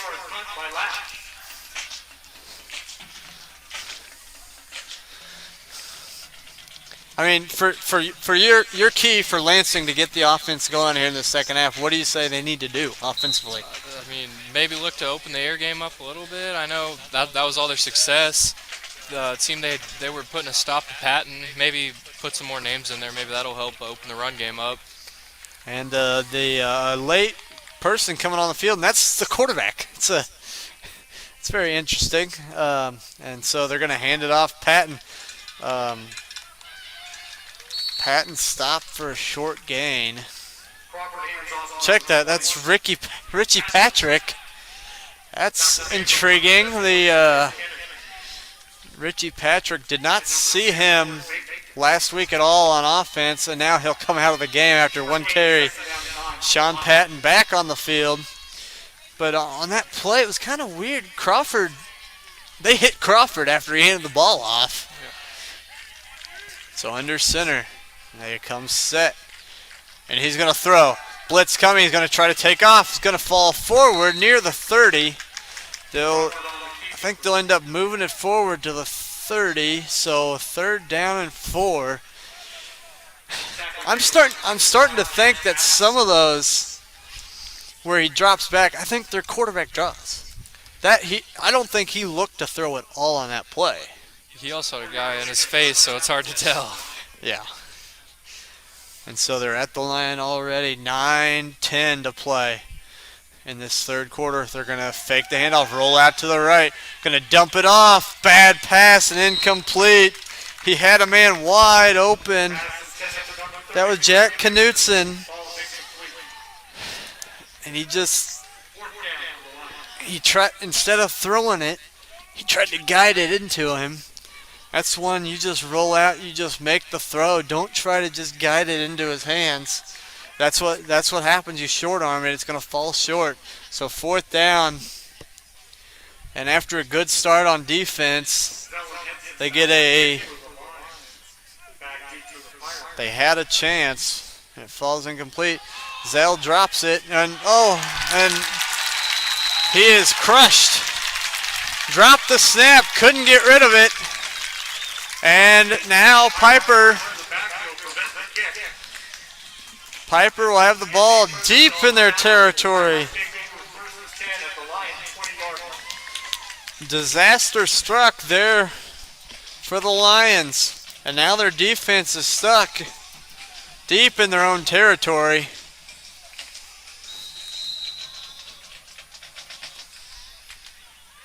once again relying on the defense to keep them in this game. They tried to do that in the first half, and they finally ended up bending just enough to give up a touchdown.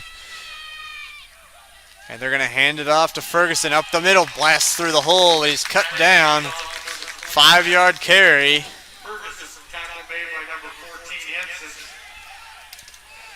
Henson had to come up and make the hit. Ferguson is the tailback. Well, and now the tight end, Bassett, not quite sure. Now they're going to come out trips to the left. They're going to hand it off, and he's hit in the backfield, but skips away, and is finally cut down.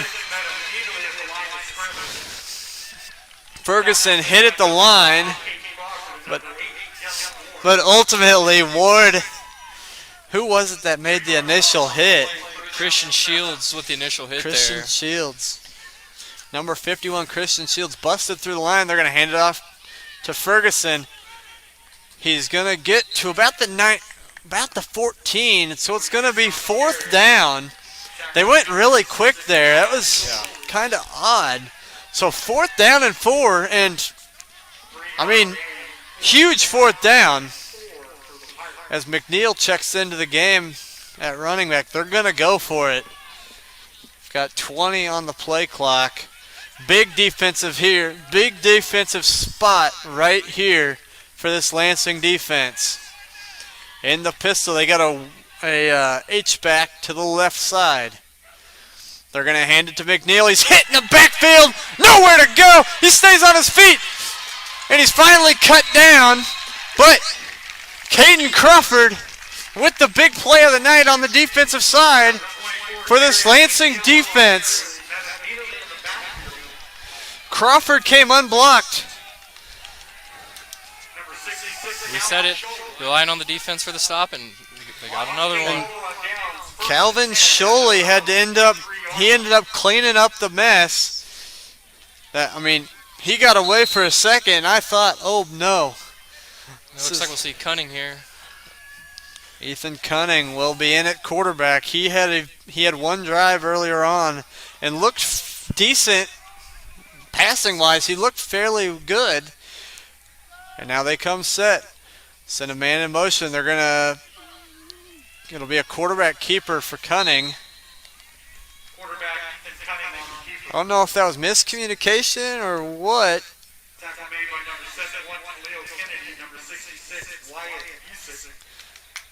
2 yards on the game. 2nd down and 8 for the Lions. 2nd and 8, just a couple yards there for Cunning. Now Ethan comes under center. Under 7 minutes to play. 3rd quarter.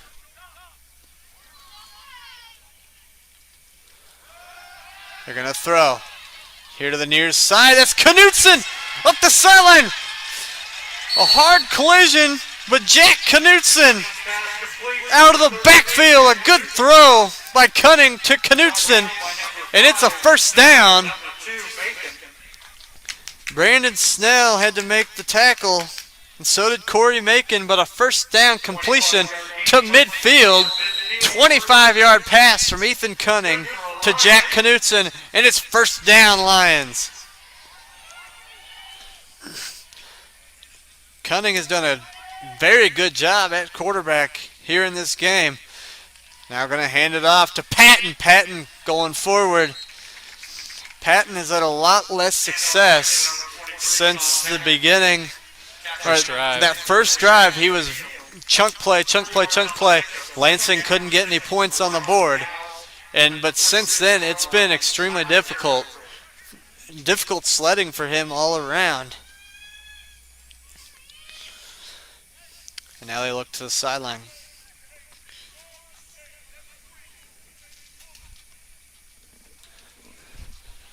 Cunning under center, under 6. 5:45 to play, 3rd quarter. Lansing with the football. Going to hand it off to Knutson up the middle. Knutson punishes us. The corner comes up. That was Ethan Walker. Knutson just punishes him for even trying to make a tackle. And that's a 1st down for Jack Knutson. Good carry. best carry for him tonight. Dominic Herrig-Britton had to make the tackle. And now Cunning. They come set. He's going to hand it off to Patton. And it'll be a short gain again. Just waiting for that. They're running the ball effectively. You're waiting for that chunk play to pop off on one of those just simple off-tackle runs like that. You're waiting for it. I don't know what you would call it. You played in this system, didn't you? A while ago. But so far, the success seems to be with Knudsen. Like I said, they may need to mix in a few other names, and that's what they've gone to. And now he's going to roll out to the throw. He's going to throw to Knudsen again. Knudsen got it inside the 30. Knudsen has been the man on this drive. A 25-yard catch. That short pass completion. It's third down and that was a short gain. Third down and about 3. But Knudsen also had the run up the middle. Knudsen has kind of been he's been the workhorse in some different ways. And now under center. Cunning. They come set. They're going to hand it off to Patton. Patton fighting, nowhere to go. Corey Macon was one of them to get in the backfield. Ultimately to make the tackle. 4th and 3 for the Lions. Decision time for Coach Dylan Brown and his staff. What do you run with? What do you go with here offensively? Knudsen or see what, well, I guess Crawford's not in, but we haven't seen Cunning run at all, really. Could be seeing a throw again here. Yeah, throw or looks Knudsen, like Benson on the far side. And a flag is thrown. Mistake made.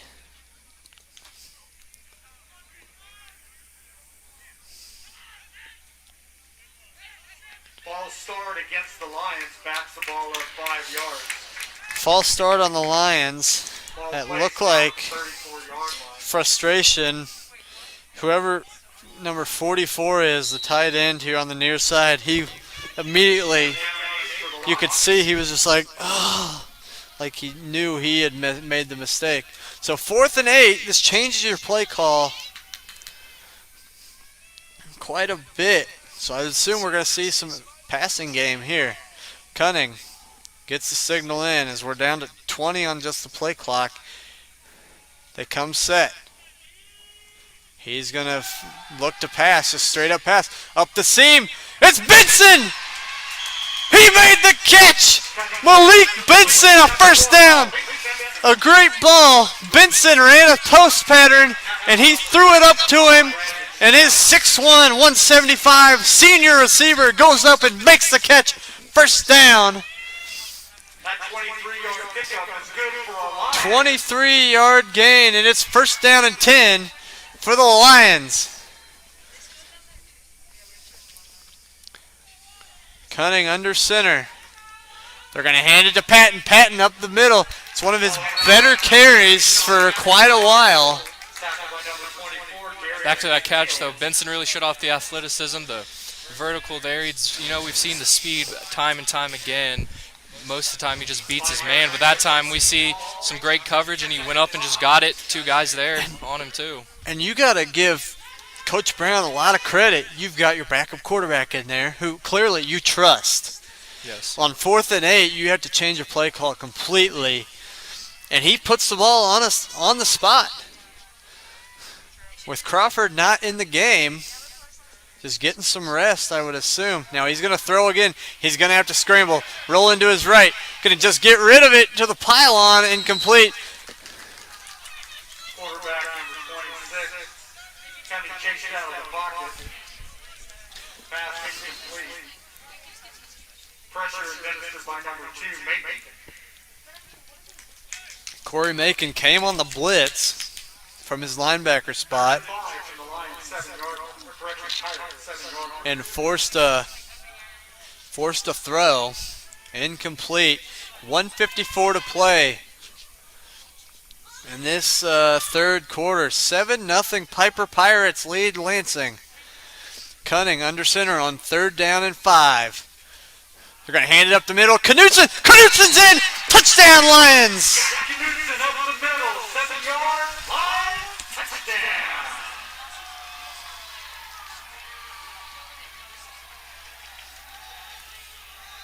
Jack Knutson gets the Lions on the board here in this third quarter. A nice long drive that ultimately, Jack Knutson was the man on that drive. And so now Liam Zell to kick the extra point. Missed 2 extra points last week. Kick up, and he missed it. And he missed it. Kick it, no good. Score now.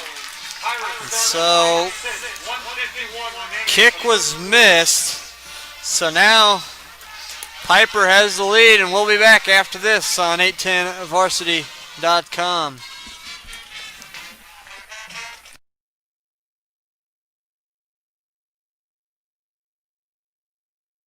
Core Civic is proud to support Lansing Athletics. Core Civic is America's leader in partnership corrections, operating over 60 facilities in nearly half of all states.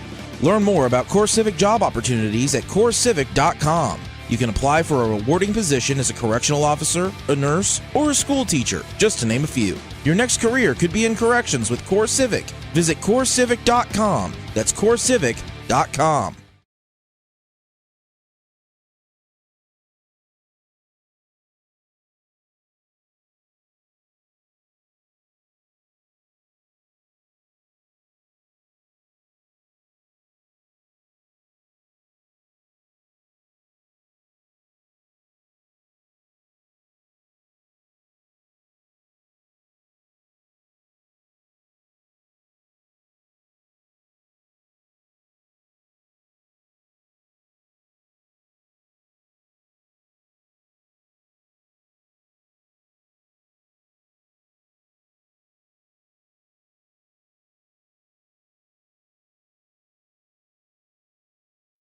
Number 5, Snell. Welcome back here. 810varsity.com's coverage of high school football. We're here at Lansing, and our score 7-6. Piper leads Lansing. Missed extra point. Number 35, Casey Watkins, to kick this ball away, and he'll boot it away. Shorter kick. A decent kick will be taken at the 7. Snell on the return. Flag down. And he breaks free. Brandon Snell's going to go the distance. Flag was down, and he's going to take it to the house. But this one's going to come back.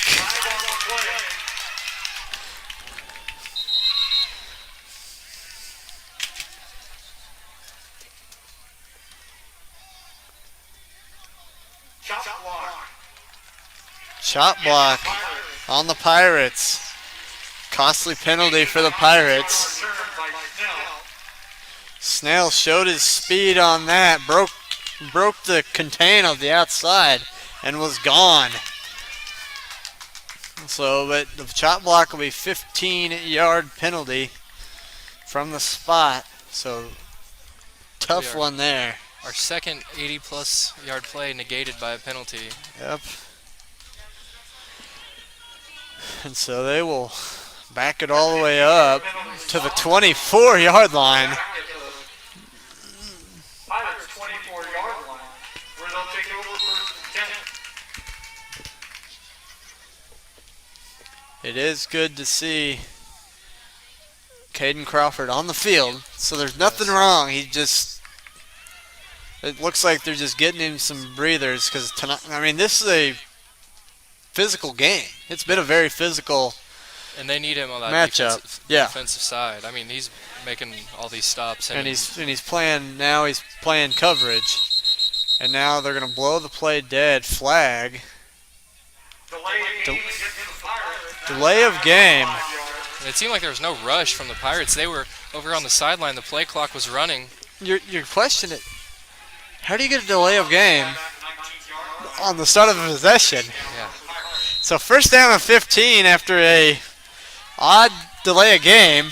Kind of a interesting spot to get one. Now they're going to fake the handoff. Laddish is going to follow his running back. He's got some space. Laddish into the secondary. A long run and a first down. Logan Laddish. It was a little read option play, and he followed his running back, McNeil, up the middle, and Dylan Ward ended up having to make the tackle. He broke contain, got into the secondary, and was nearly off to the races. Now they're going to hand it off to McNeil. McNeil into the secondary, hit hard, finally brought down across midfield. It's just like that. 2 plays, and they're already across midfield. And they're actually going to, it looks like they're going to, yeah, they're going to say first down.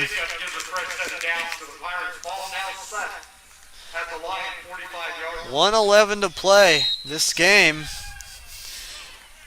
has a classic ending written on it.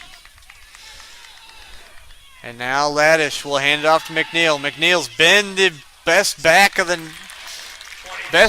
tonight for the Piper offense. Crawford made the tackle. And Cameron Ernzen, that's a name we have not mentioned tonight. Cameron Ernzen has not got a touch yet tonight after last week having 4 carries for 61 yards. And now an official timeout.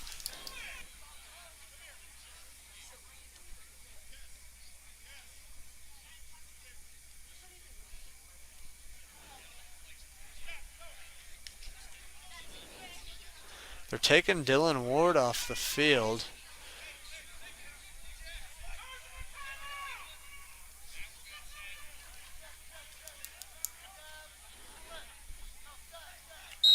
I'm curious what's going on. I'm wondering if they're about to administer concussion testing for Dylan Ward. And now Laddish will hand it off and nowhere to go. That's number 66. Calvin Sholey. Sholey he's been huge tonight. Yes.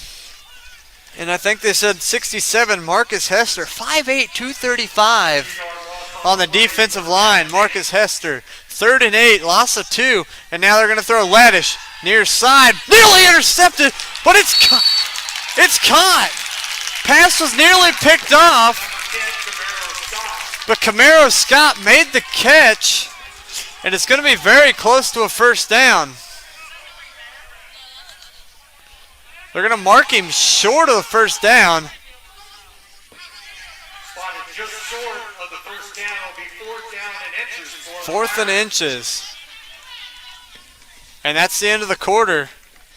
That ball was nearly picked off, but the catch was made. It's going to be 4th and very, very close when we come back on 810varsity.com.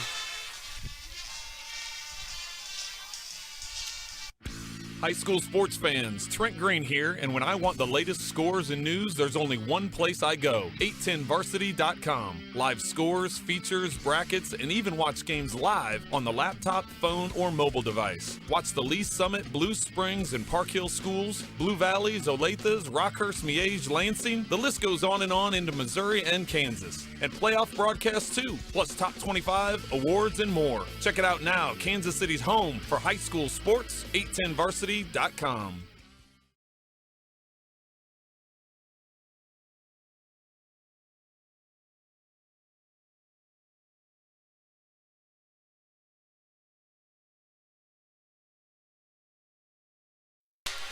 Welcome back here at 810varsity.com. 4th down and inches coming for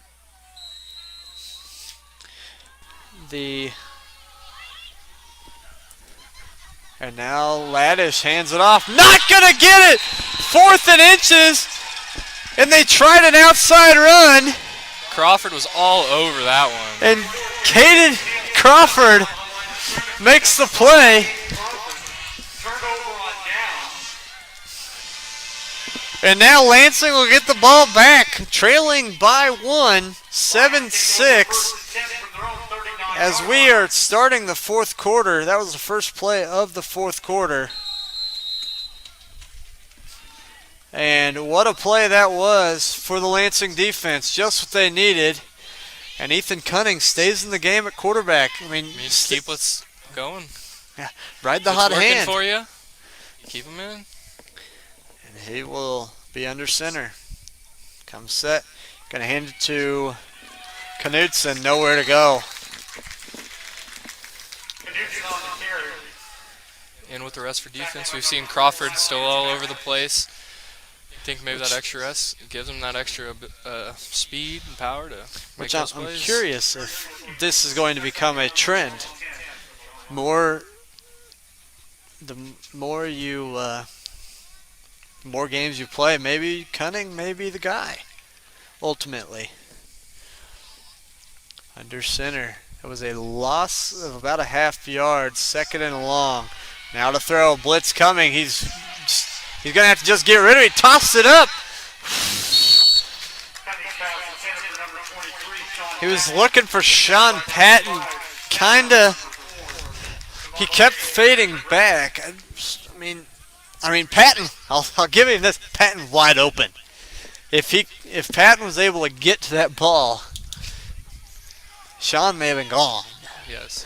So 3rd and long for the Lansing offense. And Crawford here comes Caden Crawford into the game. Maybe looking to throw here to a certain receiver that they have right over here. Nelson. It's Nelson. Oh, they're going to hand it off on their reverse play. He's got the edge, got the first down and more, but a flag is down.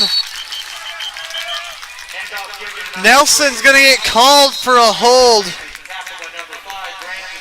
It actually looked like a good block initially, but he may have hooked him. Yeah, look like a good block. It looked like a good block, but he may have just held on just a tad too long.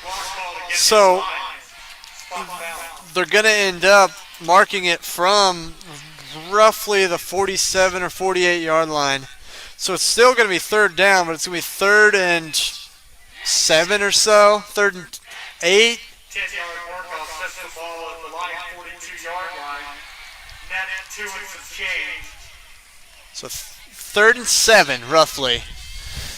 Which still, that's a good better situation than you were in. And you've got Caden Crawford staying in the game. And I mean, I love the play call. They clearly were not prepared for a counter type play.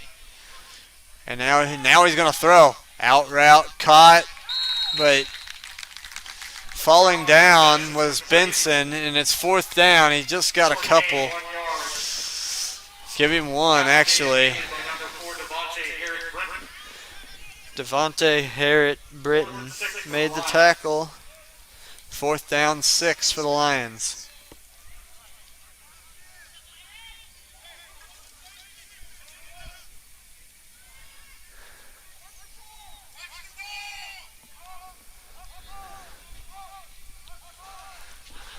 Now they'll snap it.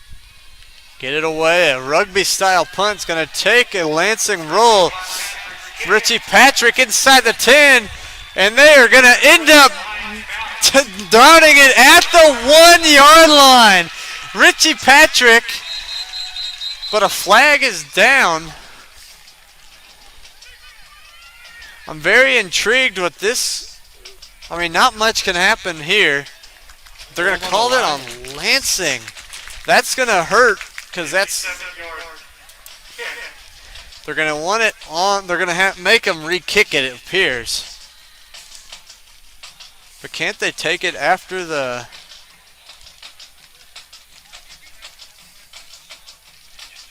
Okay, so it's on the Pirates. Holding on the Pirates. They just mixed it up. So it's going to be 1st down. They're going to mark it half the distance from the 1.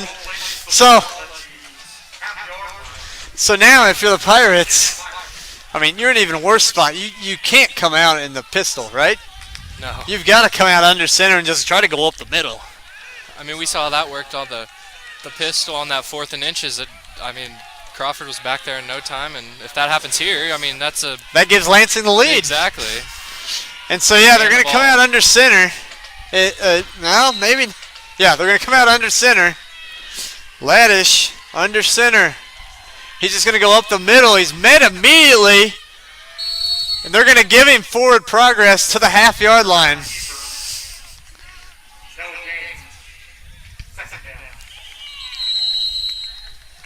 But an injured, Timeout call.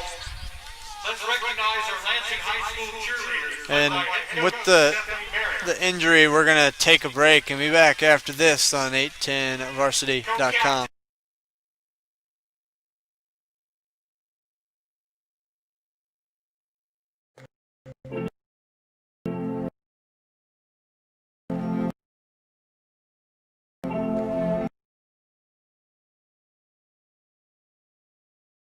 Today,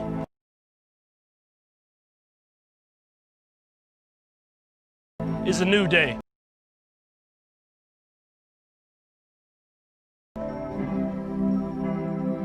A day we've been waiting for our whole lives.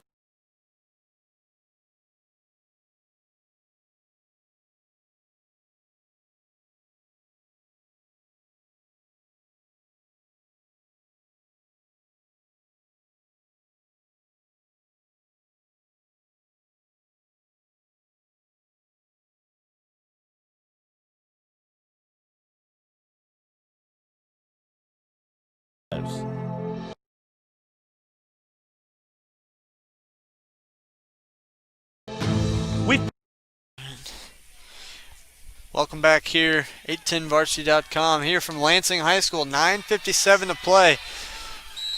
Piper is at their own about half-yard line, and they're in the pistol set. They're going to throw from it.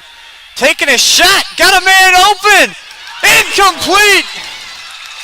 Nearly, Bryson Raymond made the play to knock it away. Camaro Scott beat Raymond initially, and Raymond got his hand in there to just tip it away. But you got to think, bold strategy there from Coach Pollard, taking a shot from the half-yard line. And so third again here, you have to worry about punting from the half-yard line. Yeah. Third down and 10. Do it again. They're going to do it again. Taking a shot. Overthrows Coppage. It's incomplete. Jake Jackson with the coverage, and now it's fourth down, and you're going to have to punt from here. I mean, your punter takes one false step. It's 8-7 Lansing. The punter is the quarterback, Logan Laddish.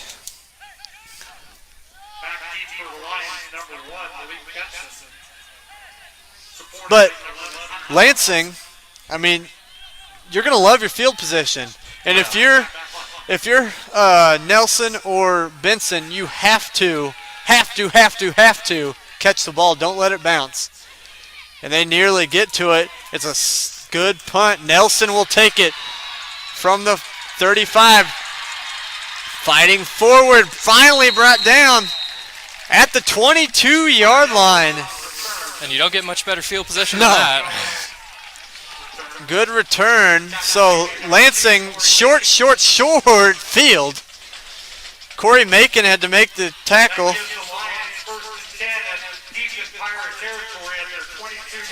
With 9:36 to play, Lansing's offense has kind of found its stride here in this second half. We'll stick with Crawford. Yeah, I figured we'll see Crawford most likely the rest of the way.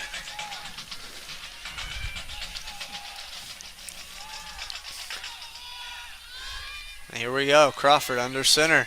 He's going to roll out here to the near side. Will throw. Looking for his receiver. Ooh, Benson nearly made the catch, but a flag. Could be two pass interference penalties. I'm thinking on one on offense and one on defense. It looks like they're going to go both on the defense. There's going to be two of them. So he may have held him here and then interfered with him over here. But, I mean, Benson has been outstanding in this game. Yeah, he doesn't have too many catches, but he's been very good. A threat as a receiver.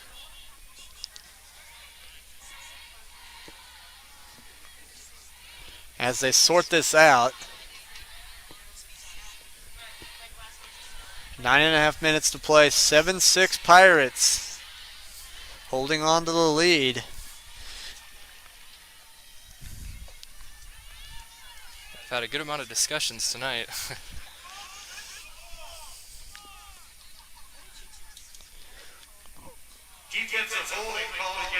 Yep. Going to be 2 penalties on the same defender.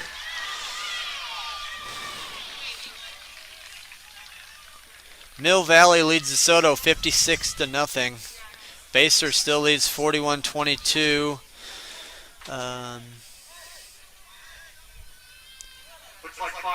Nemaha Central still holds the lead on Eudora 13-6. That's kind of a surprising score right there. Here we go. All right, first down and 2 is the situation. They're going to hand it to Knutson. Knutson finds some space. Battling forward, brought down at the 3. Jack Knutson with a good run and a first down. It's first and goal for the Lions. Now, I want to hear from you. If you score, do you go for the 2? I think you do. With the struggles you've had, you've missed 3 out of your 5 extra points this season. I would almost say you have to. And Crawford, there's going to be a flag. Movement early.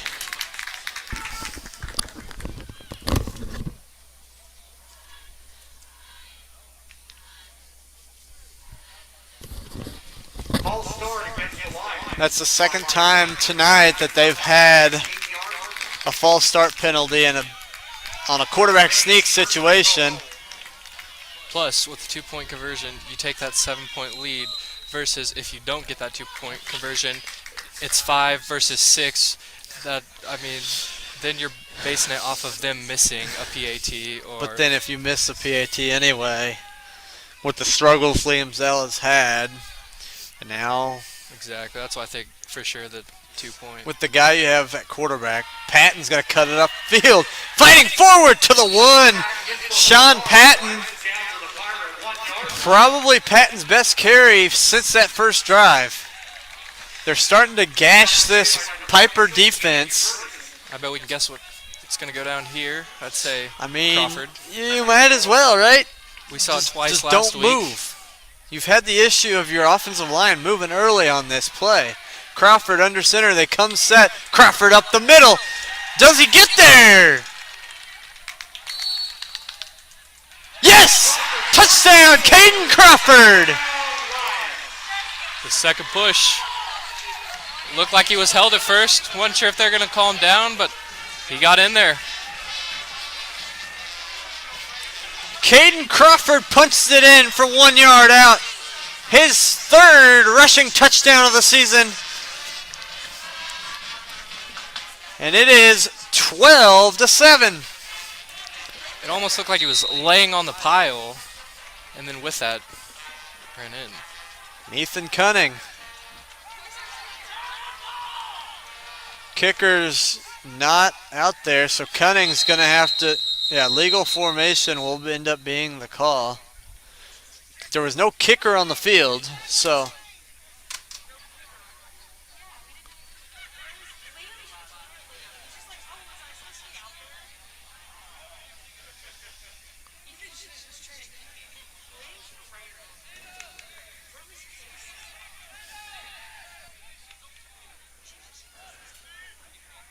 No flag on the play. We'll replay it and point out. No flag. So you could hear the Piper fans.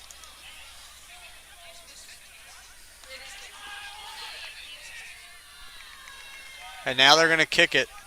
Not Liam Zell to kick. Casey Watkins will kick the extra point.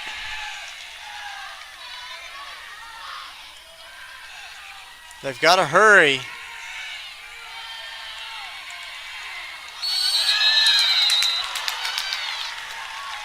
And the guy on the edge moves. And now here comes Liam Zell to kick the extra point.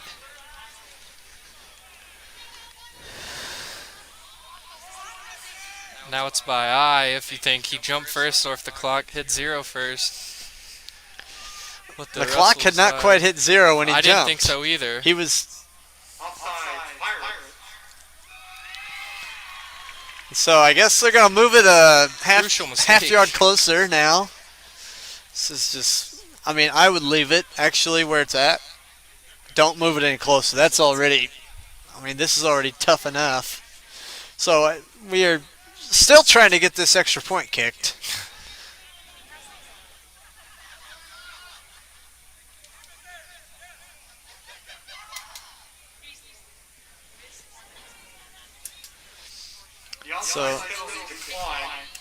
So Liam Zell will kick the extra point. He is 2 for 5 on the year from extra points. Snap back, kick up. And he missed this one too. It is 12-7. Liam Zell has struggled this year. And we said they probably should have gone with that 2-point. And now that attempt. Following the miss, we're going to take a break and be back after this on 810varsity.com. Core Civic is proud to support Lansing Athletics. Core Civic is America's leader in partnership corrections, operating over 60 facilities in nearly half of all states. Learn more about Core Civic job opportunities at corecivic.com. You can apply for a rewarding position as a correctional officer, a nurse, or a school teacher, just to name a few. Your next career could be in corrections with Core Civic. Visit corecivic.com. That's corecivic.com.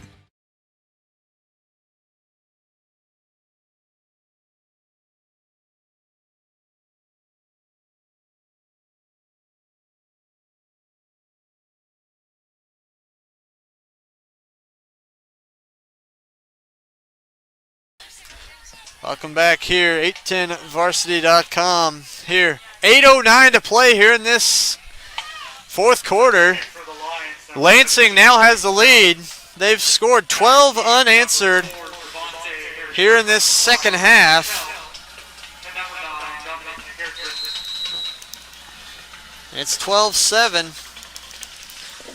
And they'll kick it away. Short kick. Snell took it back to the house a little bit ago, but a holding penalty brought it back. And this time he's going to get all the way up near the 40-yard line. Mark him at the 41. Adrian Spencer made the tackle, but not until after he had a big return. Ball at the Pirates' 41-yard line. 1st and 10, Pirates. With 55, Tony Cobbs is back in the game after the injury down in there at the 1-yard line earlier. He is back in the game. That is good to see. And now Laddish will hand it off to Ferguson. Not a lot of room to go. He's still fighting forward. Winslow finally blows. Calvin Sholey. He has looked very good tonight. He's shown up, the junior defensive lineman. Didn't hear his name much last week, but you know, tonight, big name we've heard a lot. When they're running the ball up the middle. And here we go. In the pistol. Got an H-back to the left side. They're going to run it. Oh, fake it to that side. Run a slant, and Jackson makes the tackle. But Isaiah Coppage beat him to the inside. And it's a first down. Jake Jackson made the play. We've seen a lot of that matchup tonight. Jackson and those two have been going at it all night. And Coppage wins that time. It's 1st and 10 to the 40. Now they're going to hand it off to Ferguson. Ferguson got some speed, and he is hit hard by Crawford. 7 minutes to play. 2nd down and 4. As you see, Lansing has the 12-7 lead. They're going to take the snap, going to go Ferguson again. He's ripped down in the backfield. I believe that's Ernzen. That's Cameron Ernzen. Cameron Ernzen makes the tackle. Good tech.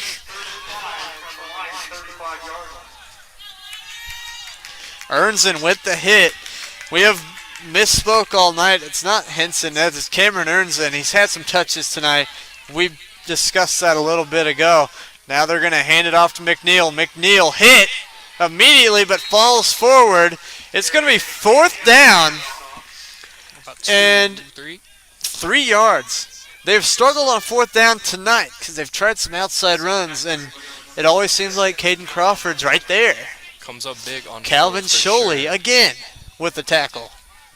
And here we go. 5:50 to play in this ball game. Lions 12, Pirates 7.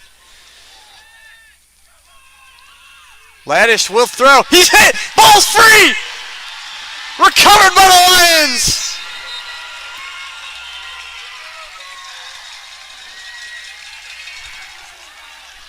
Number 25, Jameel Williams with the recovery.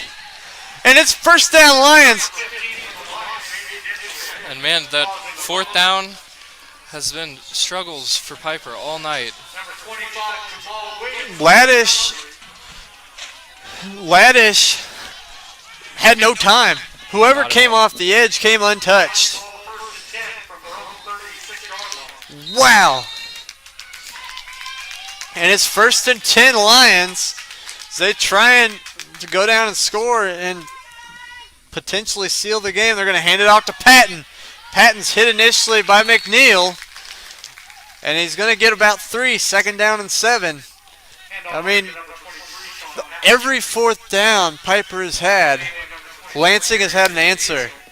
Whether it's Crawford, Williams with the recovery on that fumble. Either way, it was going to be a turnover. Yes. So both teams, the timeout situation is good for both sides. 3 apiece with 5 minutes to play. Crawford will hand it off to, on the short play, Knutson up the middle, fighting forward near the 40-yard line. They will mark him at the 40. Jack Knutson, a first down run. Knutson's coming alive here in this second half with some big catches, big runs, 23 yards, first down Lions. And his yards after contact have just been outstanding. 12-7, 4:45 to play. They're going to take their time, let the clock tick, tick, tick away. Leading by 5. Piper has got 1 touchdown in this game, and it was earlier on. And now a run for Patton. Patton fighting forward. Some hard yards. Give him 6. About 5. Give him 5. Salil Kennedy had to make the tackle. Second down, 5. 4 minutes to play now.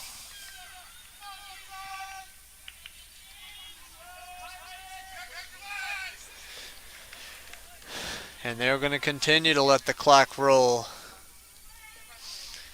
They're doing this really well, letting the clock get down under 10, close to 5 when they snap it. Crawford under center. Will take the snap, hand it to Patton again. Patton driving his legs. Hit at, maybe give him a yard. Timeout. Timeout. Piper. That's their first. And we're going to keep it here and check our 8-10 varsity scoreboard for one final time before we close out this game. Our score, of course, here is 12-7. And we'll look at the Kansas scoreboard. We got a lot of games already finishing up on the Missouri side. Here on the Kansas side, Olathe North rolling over Olathe South 41-0. St. Thomas Aquinas 28-0. Lawrence 56-7 over Washburn Rural. Holton 55, Chapman 13. Nemaha Central knocks off Eudora 36-6. That's more than an upset. Yes. Nemaha Central defending defending 2A state champions here in Kansas, knocked off Eudora. Mill Valley all over DeSoto 56-6 or 56-21. Sorry. Olathe West 20. Olathe Northwest nothing. Baser Linwood 55. Leavenworth 29. Ottawa leads Baldwin 33-24. Tonganoxie leads Lewisburg 24-14. Paola leads Spring Hill 41-30. St. Michael and St. Mary's Colgan are tied at 24. Clay Center leads Jeff West 41-13. And then on the Missouri side, Park Hill beats Blue Springs South 21-17. Blue Springs beats Staley 42-0. Fort Osage 19-14 over North Kansas City. Belton beats St. Joe Central, and Bentonville beats Rockhurst 21-17. And we're back 3:30 to play. 3rd down and 4 for the Lions. Under center, Crawford. He'll take the snap, gonna roll to the left. He's gonna keep it himself. Hit and drop for a loss.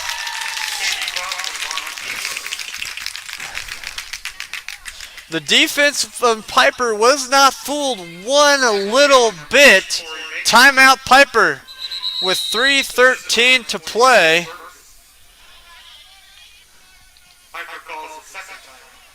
Piper takes their second time out of this second half with 3:13 to play. 4th down and 4. And we're going to take the break with them and be back after this on 810 Varsity.com.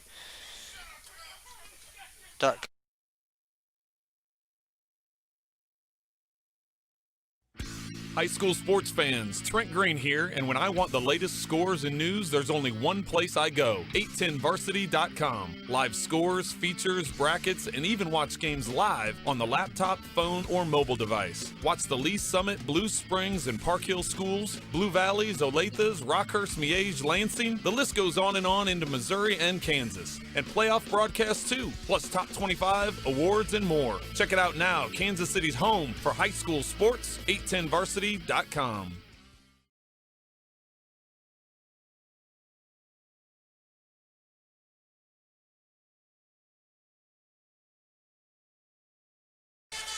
Welcome back here at 810varsity.com. 3:15 to play officially.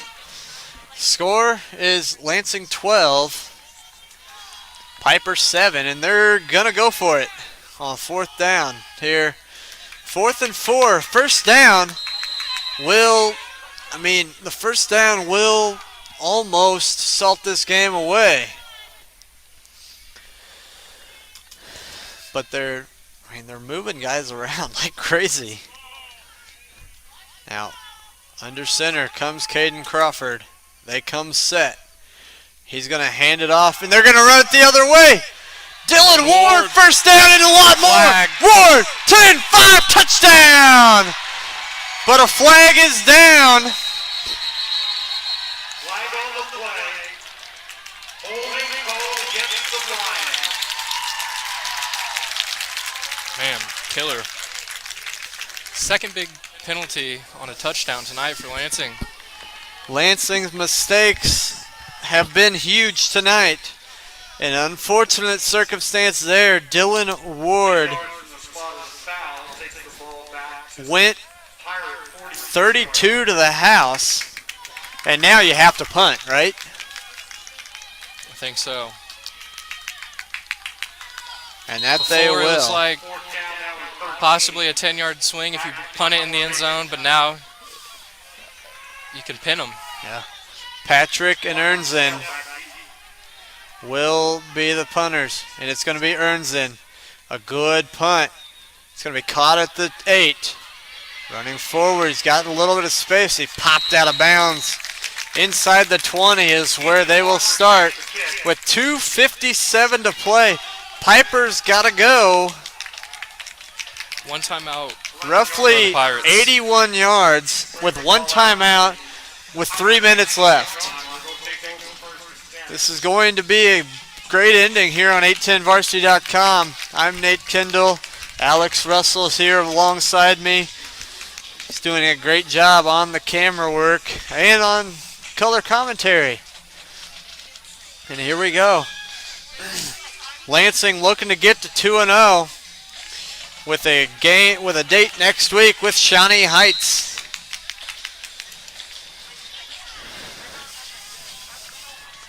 All right, 1st and 10, shotgun snap to throw. Open receiver's got his feet in bounds. Catch made. First lattice pass to Scott. Camaro Scott has been very good tonight at receiver, and it's a 1st down completion. 10-yard out. Got the completion and a 1st down. They'll mark it officially at the 30, so give him 11. 1st and 10. So he got out of bounds, 2:51 to play. Now to throw Laddish. Looking here to the near side on a wheel route. Got a man open. Nearly intercepted, nearly caught. It falls incomplete. Jake Jackson did a great job to break it up. Looked like he was going to pick it. Then Jalen Pride looked like he was going to catch it. But it ultimately falls incomplete. 2nd down. I do like the play design, though. They did not expect the wheel route coming from the slot. And he just threw it a little bit too late. Too late and underthrown. Yep. He underthrew it, and that hurts a little bit. Now here we go. Rolling out to his left. Blitz coming. He's chased. He's going to take off with it and going to be dragged down by number 15. Lane Gates. Lane Gates. And so 3rd down and 6. Clock starts to roll. 2:20 to play. Lansing clinging to a 5-point lead. Low snap to throw. Laddish will be chased. And he's going to run with it. He's finally brought down. Got the 1st down. Dylan Ward made the tackle with 2:09 to play. Laddish got the 1st down. If there's one thing that Caden Crawford needs to work on when he's rushing the passer, it's holding contain on the outside. He's getting too far upfield, and that's letting Laddish go right by him. Now to throw, Crawford drops into coverage, throws underneath. Catch made by Bassett, and he's hit immediately by Ward. Clock continues to roll. 1:45 to play. 12-7 Lions hold the lead on the Pirates. 2nd and 6 from the 47. Laddish in the gun, trips to the near side. Crawford in coverage, takes a snap, rolling to his left. Going to throw underneath. Incomplete. Great break up there by Ethan Cunning. Ethan Cunning with a good defensive play. And it falls incomplete with 1:26 to play. 3rd down and 6. 1 timeout left for the Pirates. 3 timeouts for the Lions. So the tense finish. You can feel it in the air. Pistol set. Laddish to throw. Blitz coming. Throwing a screen and it's incomplete. McNeil just didn't read it right.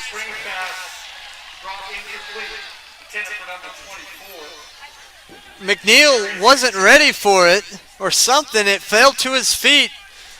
It was set up perfectly. So many guys were up the field blitzing. So 4th down and 6. This will be the game. If Lansing can get an incompletion, the game is practically over. To throw, Laddish rolling to his right. He will throw. Got the completion and a 1st down. Camaro Scott gets 7 and a 1st down. 1:16 to play. McNeil checks out. Ferguson checks in. Pride checks out. And Herrick Britton checks in.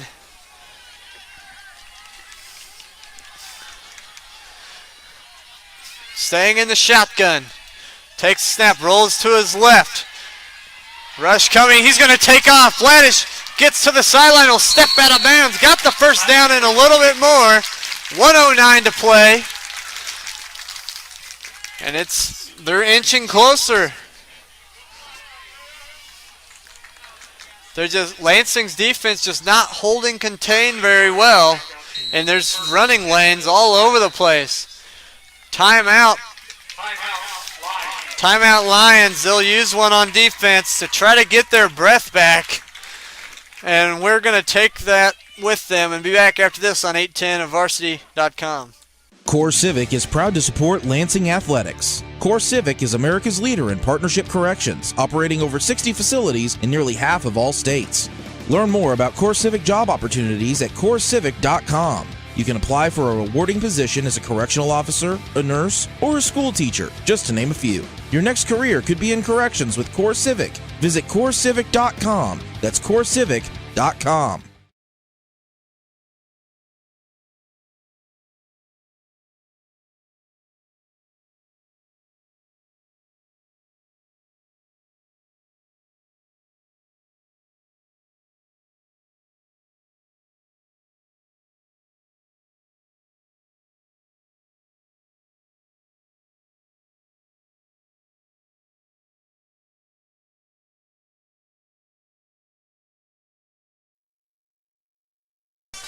We're back here, 810varsity.com. 1:09 to play. Ball on the 34-yard line for the Pirates.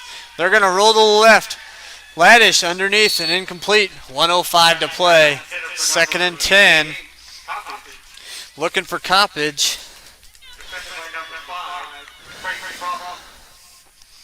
Our situation here, Lions lead 12-7. 1:05 to play. Pirates with the football, driving 34 yards for the winning score. And with this being a 5-point game, it's massive. Yep. Laddish, the sophomore, takes the snap, will throw. Outside, caught by Bassett. He's fighting forward to the 30. Timeout. That'll be the last timeout for the Pirates with 56 seconds on the dot remaining in our ball game here on 810varsity.com. That'll be their last timeout with 56 seconds left. On the ball on the 29-yard line, 3rd and 5. Where do you go if you're the Pirates? I mean, you're looking at Isaiah Coppage and you're looking at Camaro Scott, 2 main targets, I'd say, for the night. I'd say this drive he's had the most luck with Camaro Scott over on that far side. I'm thinking he's looking over there, but I mean, that was an easy 5 yards to Lance Bassett underneath. He has been targeting Bassett a lot too. Big body in the middle of the field, possibly. Bassett is the tight end. He's the nearest slot on the near side. We got 3 receivers here to the near side, 1 to the far side, running back behind the quarterback. Rush coming, taking a shot to the end zone. It's going to be incomplete. Nearly intercepted by Jake Jackson once again. But, I mean, honestly, a really good defensive play by the wide receiver. Yes. Had to knock it away. Laddish's pass. Jackson may have waited there too long. If Jackson goes to the ball, game's over.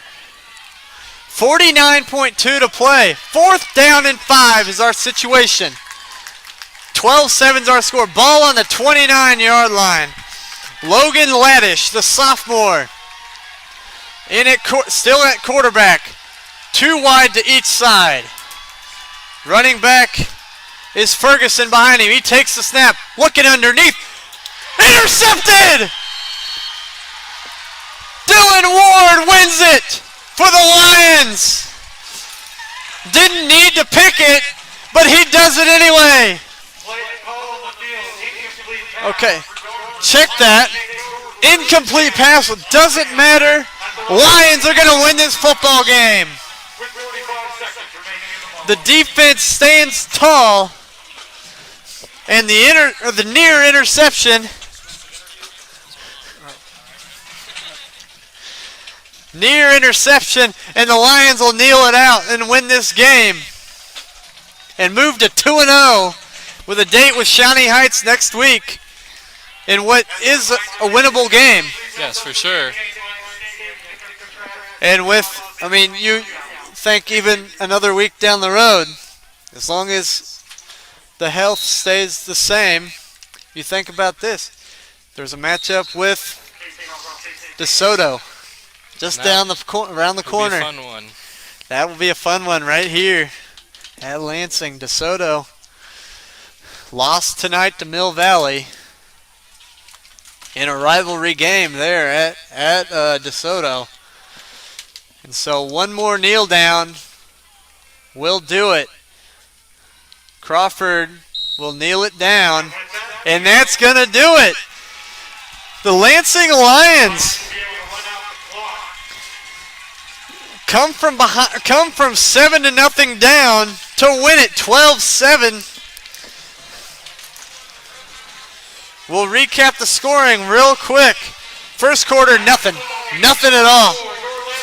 In the second quarter, McNeil with a touchdown for Piper.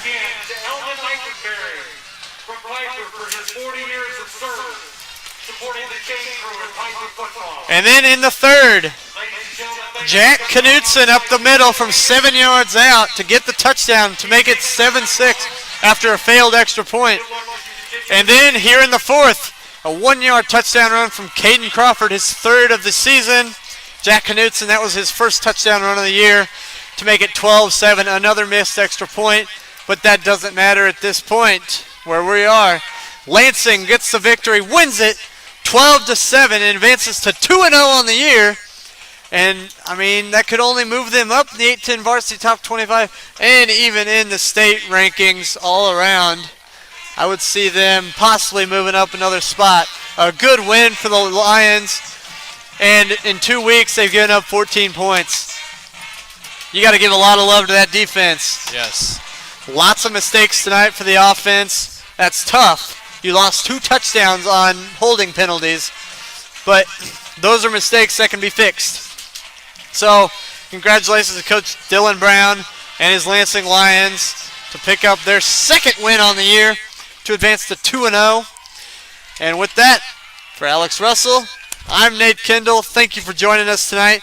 This was a fun game. I can't wait for next week. Shawnee Heights back here at Lansing. And we will talk to you guys again next week. Thank you guys for watching. And hop on the radio, 810 WHB, to hear the post-game show with Chad Rader, Randy Withers, and company. And we will see you guys.